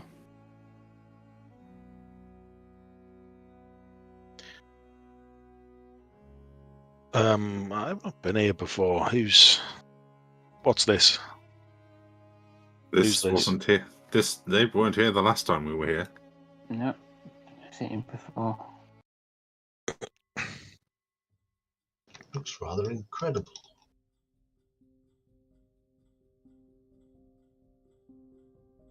Looks at you all, sort of scans. You see its sort of head moving, like rather mechanically. One to one, it eyes you up. And it sees Tink and takes a step back.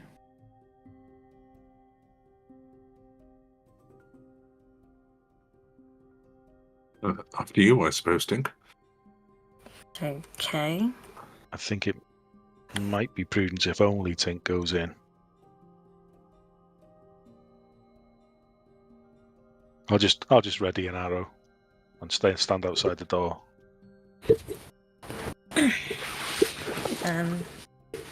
I'll address the creature thing. Do you know me?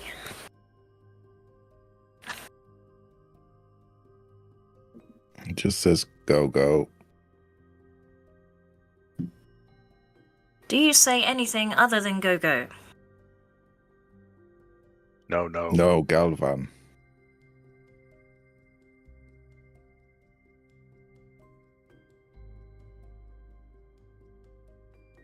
Are you programmed in any way to give any sort of indication of a yes or a no, which would usually be a nod and a shake? For example, can my friends come in? Go, go. I don't know what to do with this thing, but if someone wants to try breaching the threshold, we'll find out what happens. Dead Bapido steps over the threshold.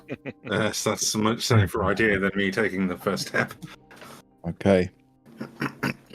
Nothing happens. Okay, I think. I wonder if that's because it's okay dead, then. though. That's what I'm wondering. I'll take a step forward and just have a moment of going, I'm quite injured. I could do with sitting down and resting for a second, so if you wouldn't mind, and take a step forward into the room.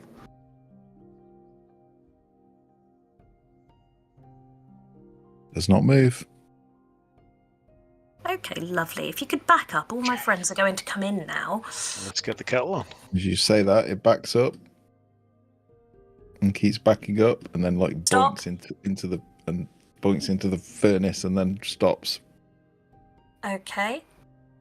This is interesting. Sit.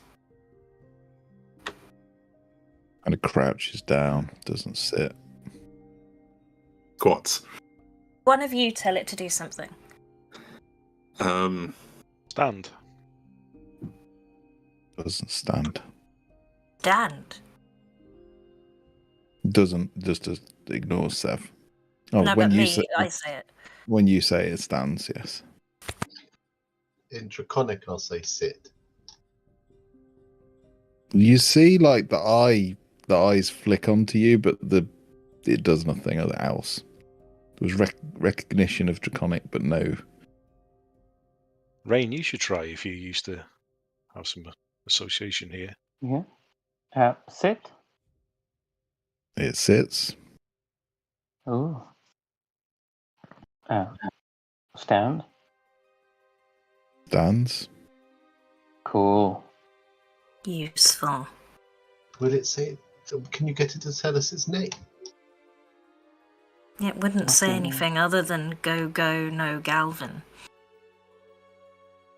Can I raise a hand to it and just go, I was a companion of Yasva, the drow woman who was contained below in the freezers. With that in mind, can you raise your arm for me? Nothing? Thing. No? Seems it's only partial to those of you who have immediate ties to the intricate requiem. It's incredible.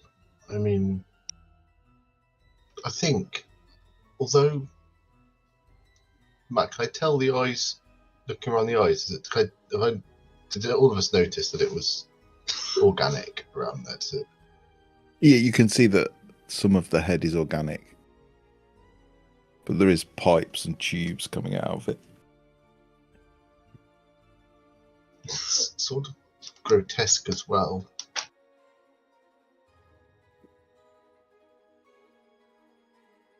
I feel mildly offended.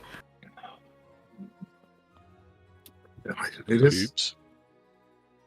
Well, it's I don't know. It's sort of the pipes and everything. I don't know. It's not. It's weird. As you say that, you're looking at Tink, you realise that one of her arms is mechanical.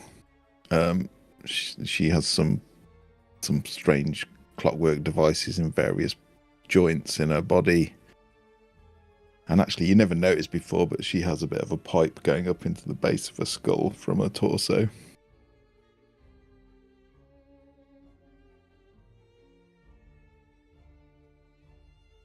I show it. Sorry, go ahead. I was just gonna be. I say I'm gonna be examining it while it's doing anything, and just taking a real close look. I mean, Sure, you can give me an investigation check if you like. I'm sorry to Or Arcana. offend, but I mean, I just never met anyone like you before, and just assumed this was how you were to be. I didn't, and now, does that make sense? That is understandable. I was just jesting, and I am clearly less. I am more organic than this thing. Thing doesn't seem right. I wish you could tell me a name. Can I, just with Tink saying, yeah, this thing doesn't seem right, can I just use Eyes of the Grave? I want to see whether it's dead and just kind of alive because of the mechanics, whereas Tink has got a bit more to her. Yes, you and Rain's examining this thing, and you can see that some of it is organic. There is a little bit of recognition in the eyes, Rain, but you don't think it's got any control. And as you use Eyes of the Grave, you can kind of get a sense that the head is alive, but the rest of it is not. Right. And So looking with a at- 23, you suspect that if this thing is conscious, it has zero control over its body. I see. So someone else is moving it, or it's just moving based on instructions, vocal instructions. It's Yeah. voice controlled. Yeah. Pre-programmed. And Tink is we've turned on with Eyes of the Grave. Tink's different. Tink's alive, isn't she? Yeah. Pink is definitely alive, yeah. She's got plenty of mechanical pieces too, but it's but she is life sentient. sparks throughout Tink, whether life only sparks in the head of this creature.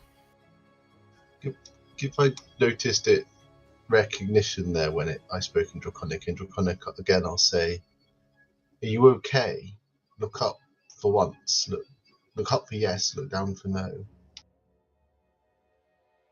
You see, Oh God, I forgot that wouldn't happen. Do what he says. I'm sorry. you detected magic. Yeah, you detect magic. I completely forgot he would do that animation. Serdi, as you speak to it, you see the eyes again flick onto you. You see the pupils dilate and go large. You almost get a sense of panic behind the eyes because it's draconic. You recognize that expression, but nothing else moves. Can whatever Serdi just said, please respond. What did you say, Serdi? I said, "Are you okay? Look up for yes, down for no." Thinking it could only move its eyeballs, you know. You've given it a command. It doesn't respond to that as such, but the eyes react. I don't know what it is, but whatever it is inside, it's terrified or something, panicky for some reason. I don't know that this was done to this willingly, this poor creature. Most certain it wasn't. I'm going to go back to the entrance, stand outside, and just keep a lookout for anyone approaching. What does this Galvan look like? Somebody can describe him to me, and I'll keep an eye out for anybody approaching. He was a Duergar, and the only thing that I particularly remember about him is he had retractable brass stilts on his legs. Yeah, he was. He had a mechanical hand. He was young, silver grey hair, no beard. He basically had Inspector Gadget legs and a mechanical hand, which also extended. I'll go outside and keep lookout, and stay within earshot of this room in case anybody shouts. Okay. Droden is also splayed across what I'm presuming is a bench, and as he's sitting in there watching all of this, he's just going to do the gestures for detect magic. And see if he gets any interesting pings off anything that he can point out to people. Okay. What's the range of detect magic? 30 feet? 30-foot radius. Okay. I have drawn the template again without the animation to spare people's computers. Sure. Yes. This creature, construct, machine, whatever it is magical.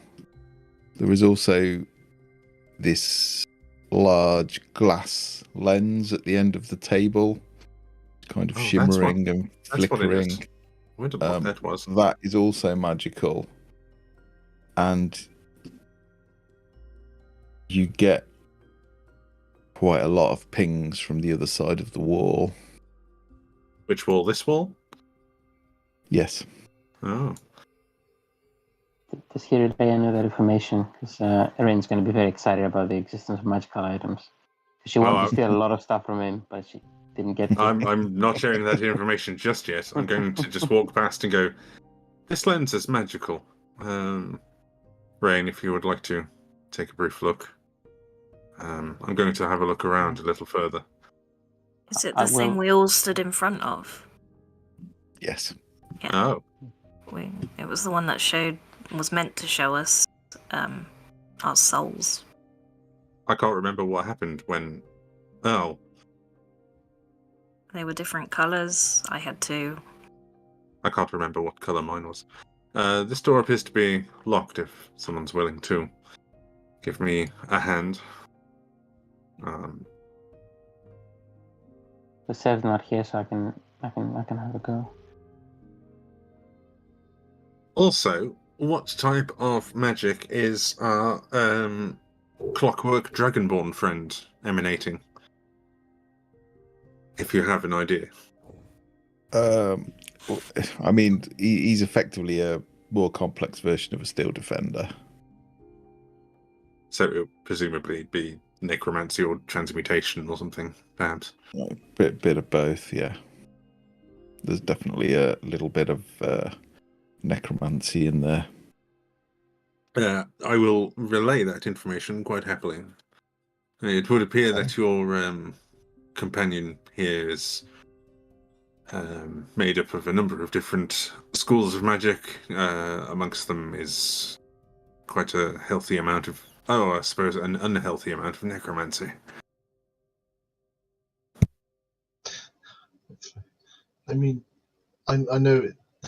I don't know. I don't want to offend again, Tink, but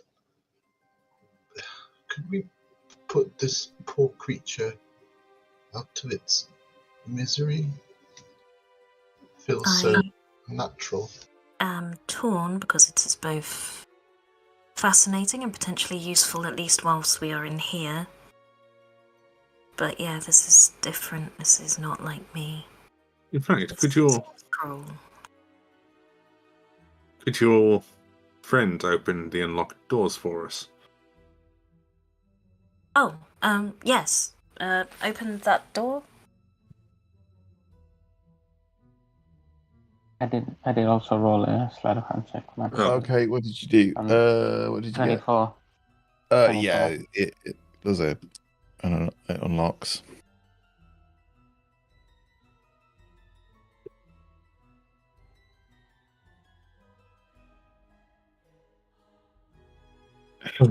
Let's have a look inside. You see shelves, books after books, scrolls, papers, manuals, dictionaries.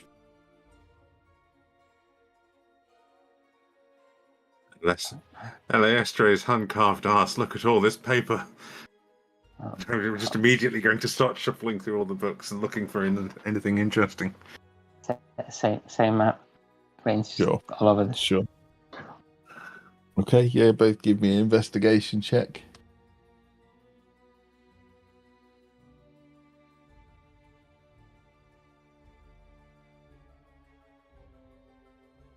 I got a 19.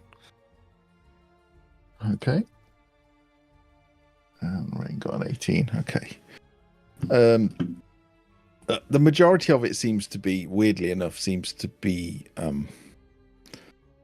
like books about smithing, leatherworking, woodworking. It's all quite practical and quite boring.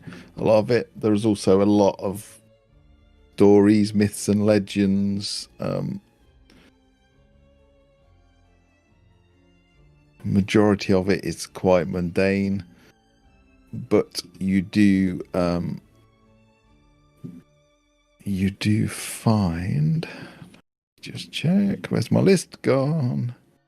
You do find some scrolls and magical effects. You find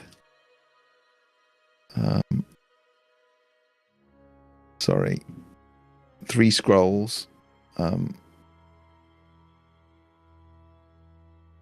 Sorry, it's being slow today.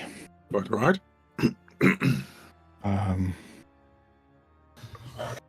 There it is. You find a scroll called a Chardalon Stride. It's more of an instructional sort of set of information. You find another one called Vortex Warp.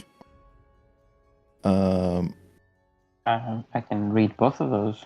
Yes, and you would recognise them as Artificer. They're kind of it's not so much magical text, but more like instructions, which if you follow, you see a couple of like pieces of mechanical devices attached to the paper, sort of clipped on, and you see one that says just says summon construct on it. Nice. But they do look like they could be cast almost like a spell. Okay. Can I please open the tome to the page with the soul siphon on and show it to the Dragonborn and say, if this is in this building, can you show me where it is? It starts to walk.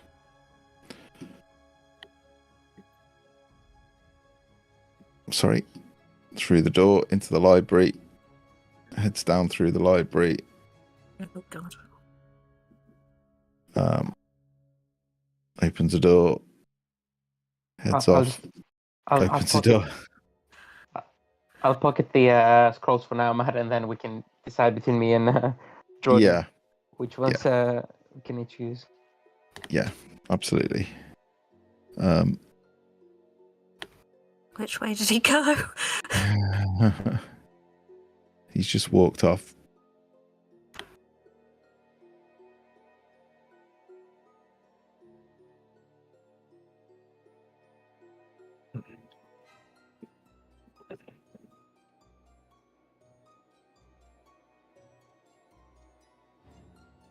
Yeah. I don't think I'm meant to be able to see what I can see. Can you see? I know who that is. Yeah. As you walk through the door,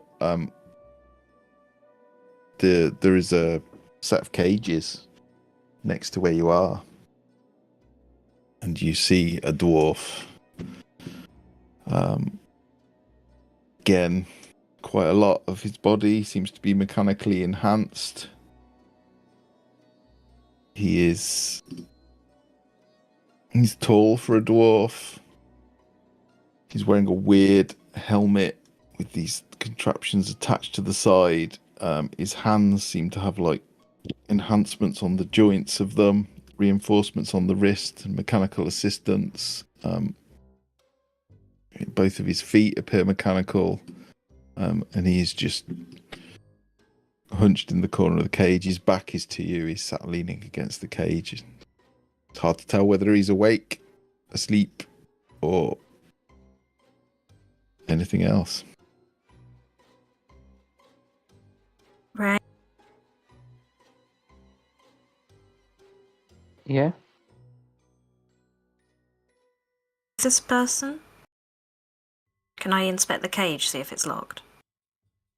It does appear to be locked, yeah. Do I know who this person is? Yeah, it's Victor. Okay. It's your old boss. That's him, I think. It's Victor.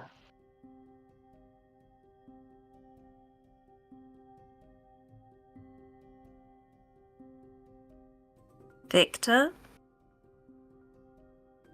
You see the head turn and look at you. Oh, Vane, you came back. You remember me?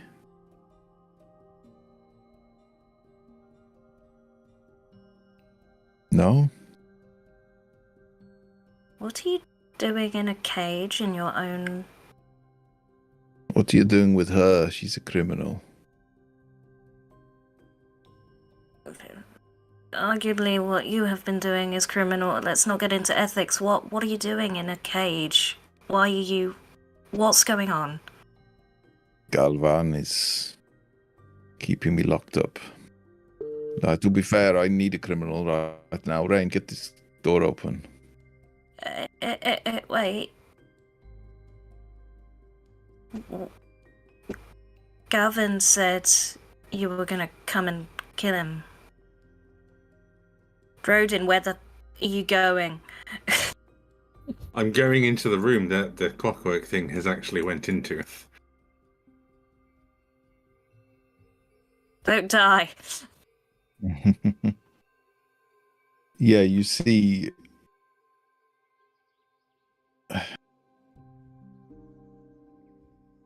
There's a surgical table in the center. It looks like an autopsy table. A number of surgical tools, saws, scalpels, knives, pliers.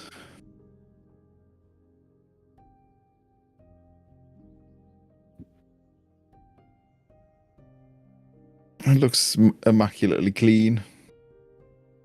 There is a small chest. There's a number of tables which look like they're probably used for alchemy, for mixing potions and...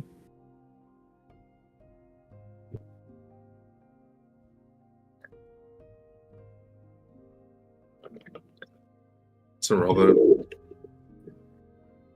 well-kept laboratory. Respectable. Rather macabre, given what we know. I assume we didn't see any of this when we came down last time. No, you never got past the first room last time. We went into the... You did come through here. You did come through here, yeah. The morgue is that you went downstairs to is over here. Okay, so he wasn't there before, but he is now. Mm-hmm. How many days ago was that? Does anyone know? I think we've been here maybe 12 days. Is it? Really? Probably not that long. I think we said we'd be here 2 weeks, and they're getting quite eager for us to leave. We said to Gavin that he said he gave us a week. It was about 4 days ago. Oh, okay. I would say 4 or 5 days that you were here last. So yeah, you would have come through. You wouldn't have come through this way. You would have came through this door, straight through here, in a little corridor. Okay. And then straight across here, and then downstairs. Victor, how long have you been here? I don't know, 4 days. I woke up in here. I just have notes from Galvan telling me it's like he's not going to let me interfere with his plan. Can we see your notes? The notes? They're just on the ground there. You see a number of screwed up notes, sort of some in the bottom of the cell and some outside the cell. I, at the moment, trust the notes more than Victor, so can I read what they say, if it tells us anything of said plan? The notes basically just say you'll never see the outside of this cell again.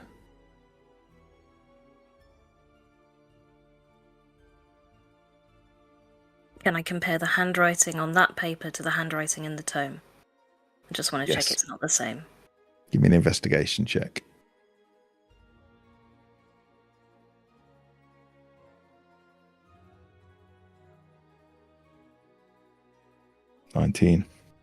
It's slightly different, but it's almost the same.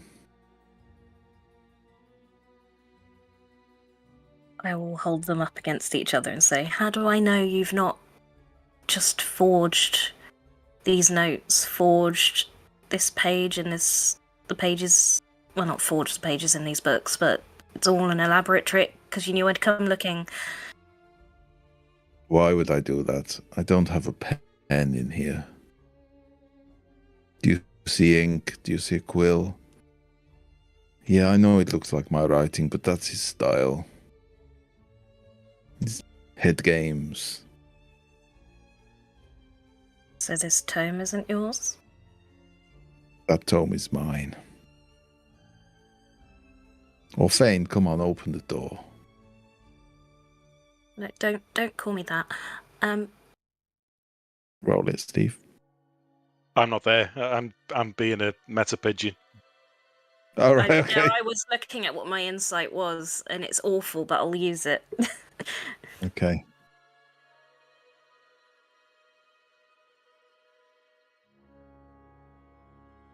Seems to be honest.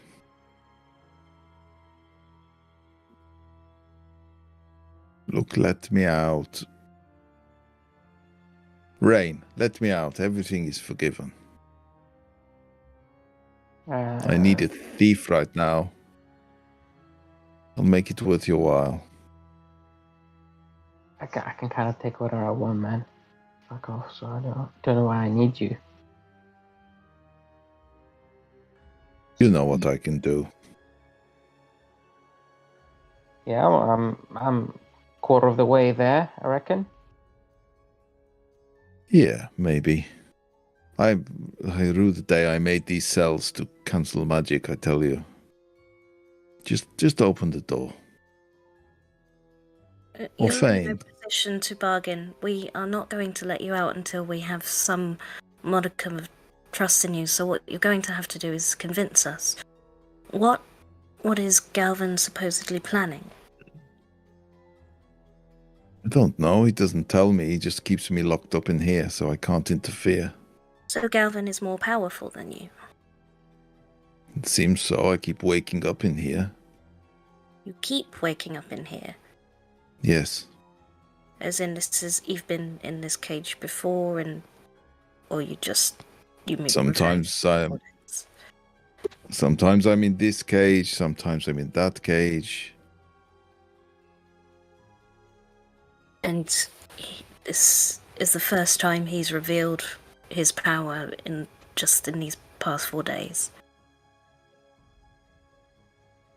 Yeah, he's going to be pissed off you. I'm talking to you.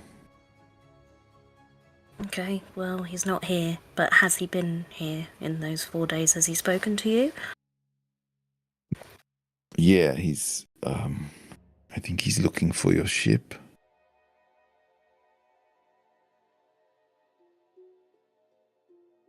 Does he have any reason to want to get out of Gracklstugh? Said that some people were going to get him out of the city. How powerful is he? Well, he can seemingly incapacitate me and put me in here. Do you think he could take over a ship on his own?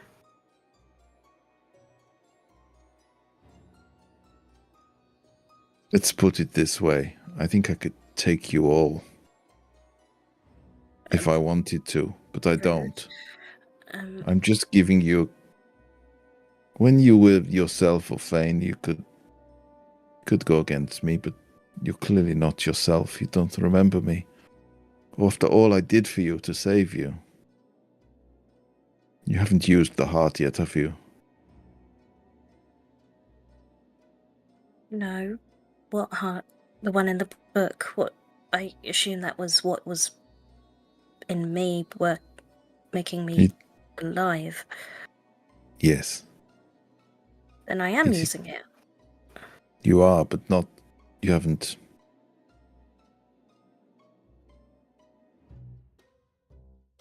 Just don't be tempted.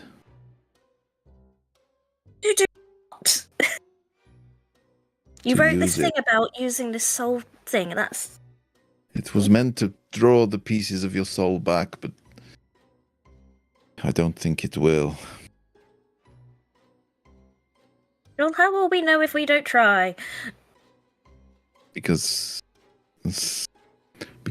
last time it detonated, and that's why I have all of this, and that's why you don't remember. It's a soul bomb, effectively. It's not ready. It's not right. Galvan has changed something, I don't know what.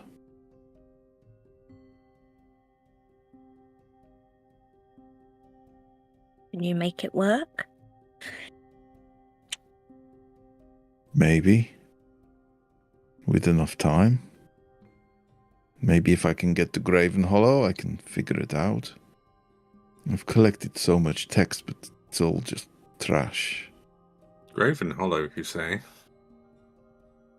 Yes, Graven Hollow, the Stone Giant Library.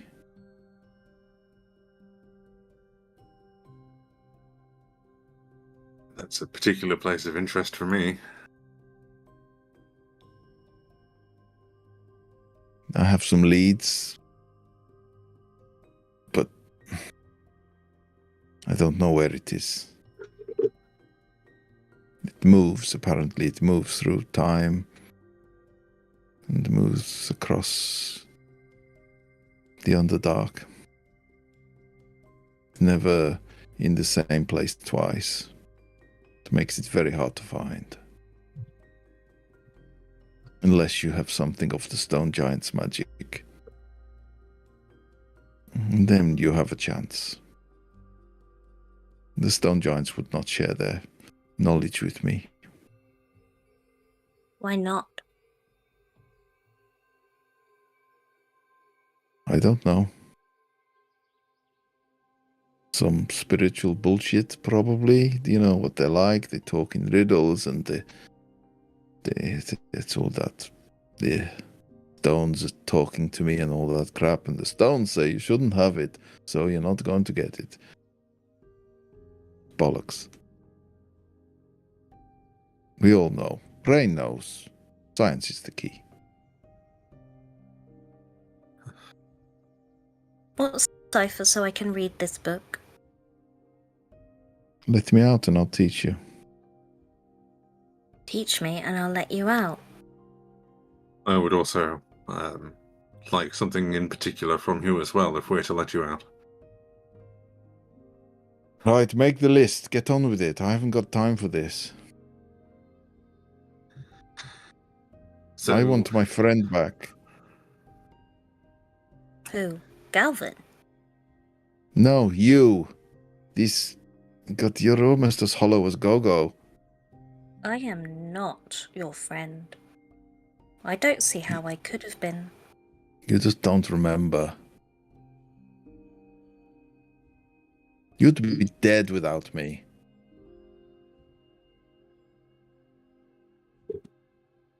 Well, yes, but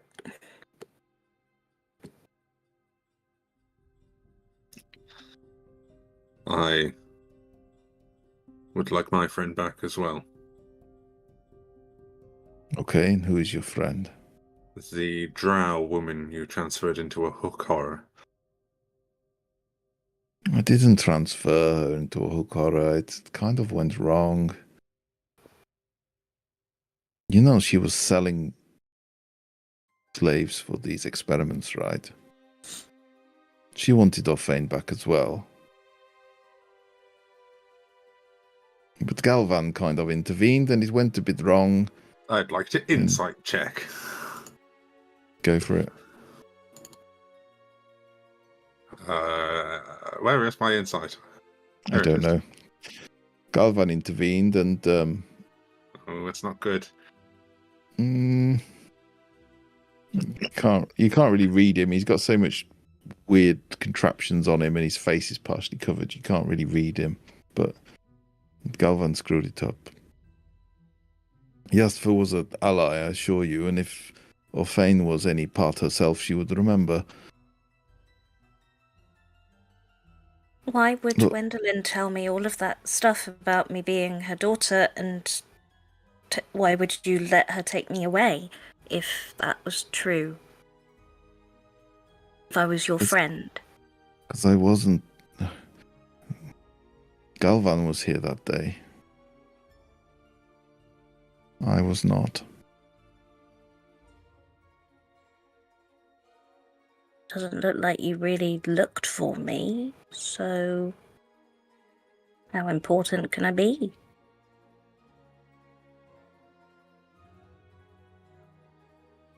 I'd have hoped you would find your other pieces while you were out there.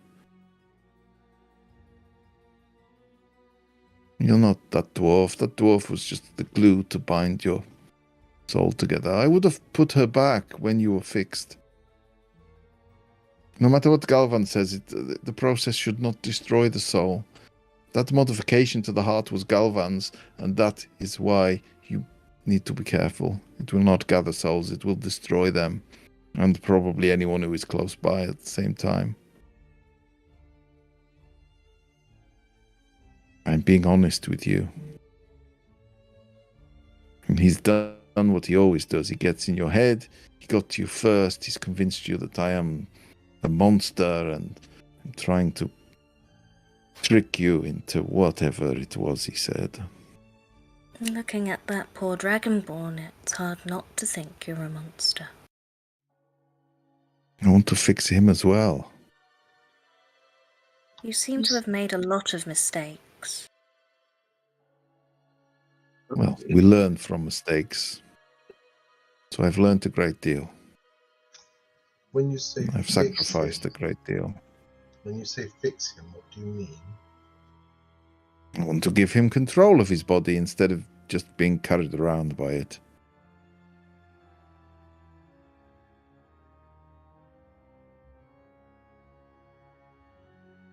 Insight. Whilst you're rolling that,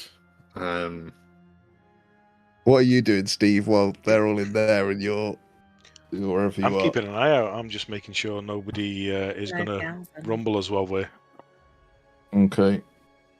Yeah, Malice, are you the same? Are you just...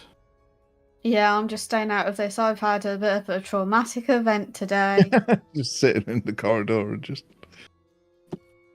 Just slightly Okay. rocking. in I a mean, sort I'll attempt to hide, I guess, and stay and be unseen. Okay. Victor, I would like to carry on. Sorry, Matthew. Sturdy, you don't know. You can't tell. You're not very good at reading human and dwarf and elf faces anyway, but this guy's face is partially covered. Can you give him back control? I'm working on it, but I can't work on it from in here. You think Galvin has any reason to come back here before he tries to leave? I don't know. I'm surprised he's letting you talk to me. He's not here. He's always here, somewhere.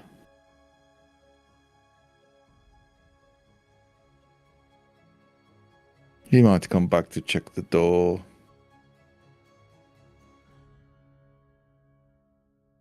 Or when he needs to sleep.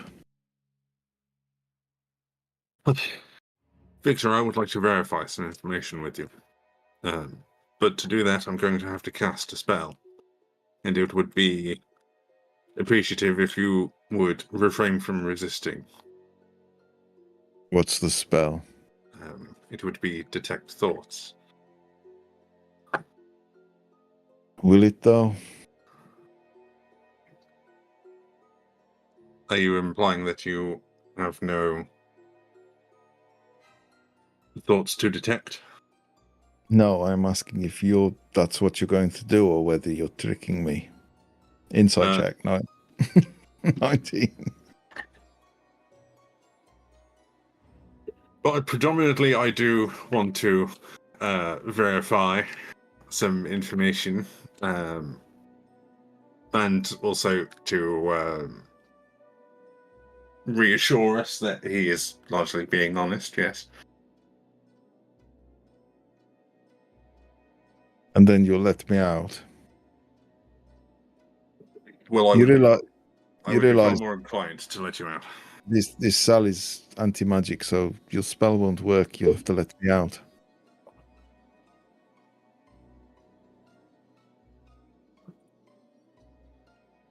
If this spell, if magical things were allowed in here, I would already be out.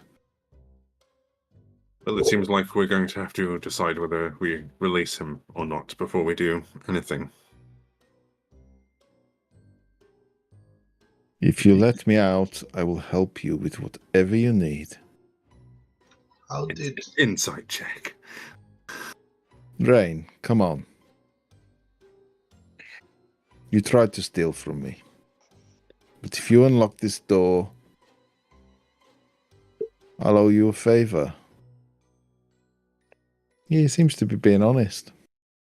I do actually quite believe he will help us incredibly with anything if we let him out. Well, here's the situation, right? This dude's very smart. Like, I'm smart, this dude's much, much smarter. So I want his help, I'd like to trust him, but I think he's smart enough to fool all of us combined. So, and do we actually need it out from him? So Let's that's my have this question. conversation away from him. I don't matter, he's behind bars. You actually need anything? We just kill him, get over with, fuck off.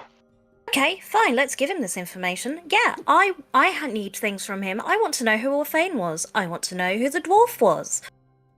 I want to know how to get to Graven Hollow. I want to know how to put Yezva back in her body. I want to know if she's actually a slave trader, because that would be rather earth-shattering, world-shattering for me, considering she was the one who put me on the path of liberating slaves and getting them to a better place. Well, unfortunately, yes, we do need things from him. Excellent. Now we're getting somewhere. Right, this is what we need. And we're gonna need some assurances once we let you out of here. You're not gonna kill us all. So, no access to magical bits. I'll be one. You'll be restrained the entire time. And then once we get what we need from you, you'll be free to come back here, but we're going to take you on our ship. We need to be in our own environment. We don't trust you here. Okay. You know, to help you, I need my lab, right? Well,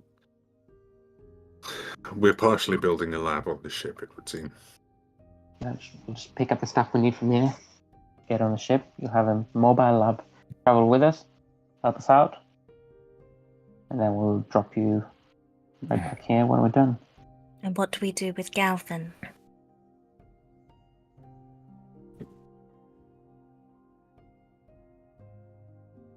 What do we do? If we Yeah. believe Victor, he's the bad person in all of this. He's manipulating the experiments in some way so that they malfunction. It may be because he thinks what Victor is doing is wrong, which is understandable. Maybe for some other reason that we are unaware of. This all started with that gem that Galvan got.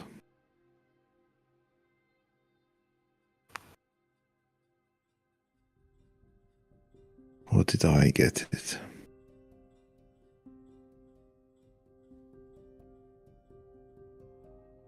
Who got? I don't know. I don't know if it was him or me. When he did the purple gem, it was beautiful. And that was the thing that turned me against him. Or him against me. It was when, I don't know who found it first, but that gem, that's when it all started. I had it and he wanted it and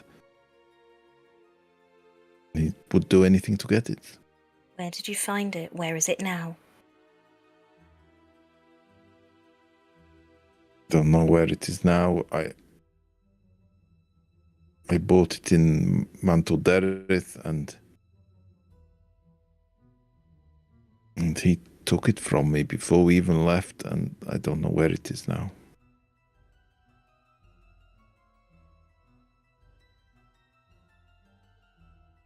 It's all a bit hazy. I think he's messing with my mind. I've tried to make my helmet shield me from it, but it's not working. I remember him talking to me, but it's like foggy and cloudy, and I don't remember how he gets me in here. But he taunts me when he does it. He knows I'm powerless, and he finds it hilarious. If I could get my hands on him, I would rip him into pieces. I don't need weapons, just my bare hands. Please, just let me out. I'm hungry. I'm thirsty. Have you ever seen this other person he's talking about? Rain, have you seen them? We met them when we first came here looking for Victor. What do they look like? Brass gadget. legs, no beard, go gadget legs. Young. Shortish white hair, no beard. I sent Tina and Bradley to go with a message to go get him because we were leaving tonight. We were planning to bring him with us. We should probably return to the ship soon. Come on, let me out. Please. It's just getting worse and worse. Yes, I think it might be prudent to let him out. Victor, Rain, and Tink can begin gathering the things we would need to take on the ship, and myself, Malice, and Zev can go and try and find your awkwardly named goblins and dissuade them from talking to Galvin or trying to keep Galvin away from our ship. If you let me out, I'll make you a deal. I don't want to go on your ship. I need to stay here and do my work. I will give you a number of healing potions, good ones, strong ones, greater ones. I will give Rain those tools she wanted so very badly. I've got better ones now. And I have a rod that I use when I need to hang things in the air. Give you all of that. If you let me out and leave me here. Is that on top of helping me and Drodin with all of our requests? I will help you, yes, but I don't want to go on your ship. And do you have some way of communicating with us so you can let us know either when you have found some discovery and we should return, or when we find Graven Hollow? Okay, yes, I can give you an item that will allow us to talk. At some point, I may have to return to you for a surgery of my own. But just a addition, not a body replacement. Very well, let me out.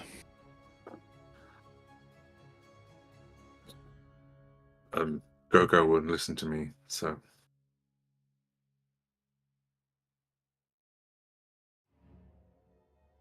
Are we doing this? And how about you on I kind of one of the things he's promising. If you can help us from a distance, I guess that's alright. Thing is, we just can't stay here for too long.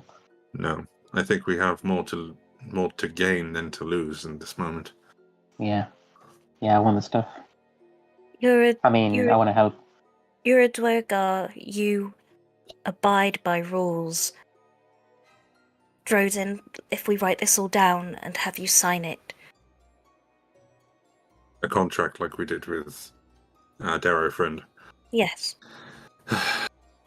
Wizardly quill, piece of paper, start writing out the terms. Stuff he offered us, he's gonna fix Go-Go, he's gonna try and fix the soul siphon. Won't resist my detect thoughts, so I can clarify some things. Potentially fix Yazva and a possible future surgery. Very well. If he signs it, then I will ask Gogo to open the cell. He will sign it. And shall we leave it there? Yeah. Can I do the detect thoughts first? Just so I can be left to stew on And him going, yes, Okay, yeah, all right. potentially world shattering. Okay, so I will cast detect thoughts, which he isn't going to resist. So, it's going to be, was Yasser actually selling slaves? Well, so you've let him out, and now you're doing detect thoughts. What's the saving throw? Well, I asked him not to resist it, so I know you hopefully- did, but what's the saving throw? It's intelligence, I believe. Okay, so oh, no chance. you feel Oh, no, it's wisdom. it's wisdom. Okay, you feel the surface level of thoughts, and you can kind of hear him. You can hear him saying, "Oh, just help me! Come on, this is ridiculous. I can't believe you believe him over me." And there seems to be a level of honesty, but as you push deeper, you feel this resistance, like something pushing back.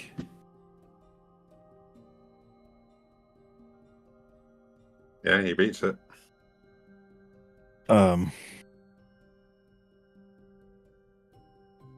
So you don't get anything deeper. You do. It does. You get the initial thoughts of the honesty, and you get some thoughts of like how to fix Go-Go and how to fix. You kind of can. He's constantly thinking through all this stuff. But as you push deeper and try to get more, it's almost like something strikes out at you. It's weird. It's very weird. Can you roll me a wisdom saving throw, please? I can. So presumably it doesn't feel like he's resisted. It feels like something else has resisted on his behalf. Yes. Gathering from everyone I've used it on who has passed. Yes. Oh, I got a natural 20. You feel like this spike push back into your mind. It's like someone putting a wedge in and then opening it up. But you shut the spell off, you close it out, and you don't think you gave anything away. You don't think anything went the other way. But Victor doesn't seem to react at all to any of that. It's almost like he didn't notice. Well, the usage of my magic was particularly perturbing. What do you mean? Well, he didn't resist my attempt to cast, but something else did. And when it met the resistance and it stopped me, it tried to reverse the mind reading. Hat do, Victor? It's designed to shield me from whatever it is Galvan is doing, but it doesn't work. I think this is something beyond a mere hat trick. What if Galvin's done something to the hat and he's made him not remember that he's done something to the hat?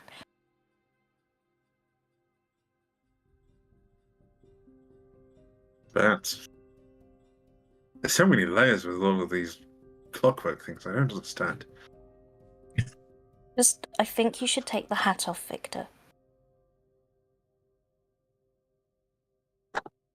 Okay, and you'll take the hat off. You'll see sort of scarred, shaved white hair. Could I have your hat to investigate it later? Does it ping if you've still got detect magic up? That's a good question. It does ping, yes. He doesn't hand it to you though. But we'll leave it there if you like, because it's 10 past 10. And I think we could quite easily slip into. Yes, this could go on for hours. TBC. I can see the cogs going in Veronica's head. She's thinking deeply, or she's tired. I don't know which. But I can smell burning. I can see you. I can hear the clockwork whirring. Smell burning. Probably Drodin's head. Right. Cool game. Cool game. I'm gonna stop the stream. Yeah, well done for beating that thing. I was really scared it was going to destroy someone outright. We might want to rename the ship just in case. Nope. What's it called? It's called Yazva. the Yazva. So perhaps having a ship named after a slave trader would probably be a bad sign. Okay. Night, we'll call it Davey. the ex-girlfriend.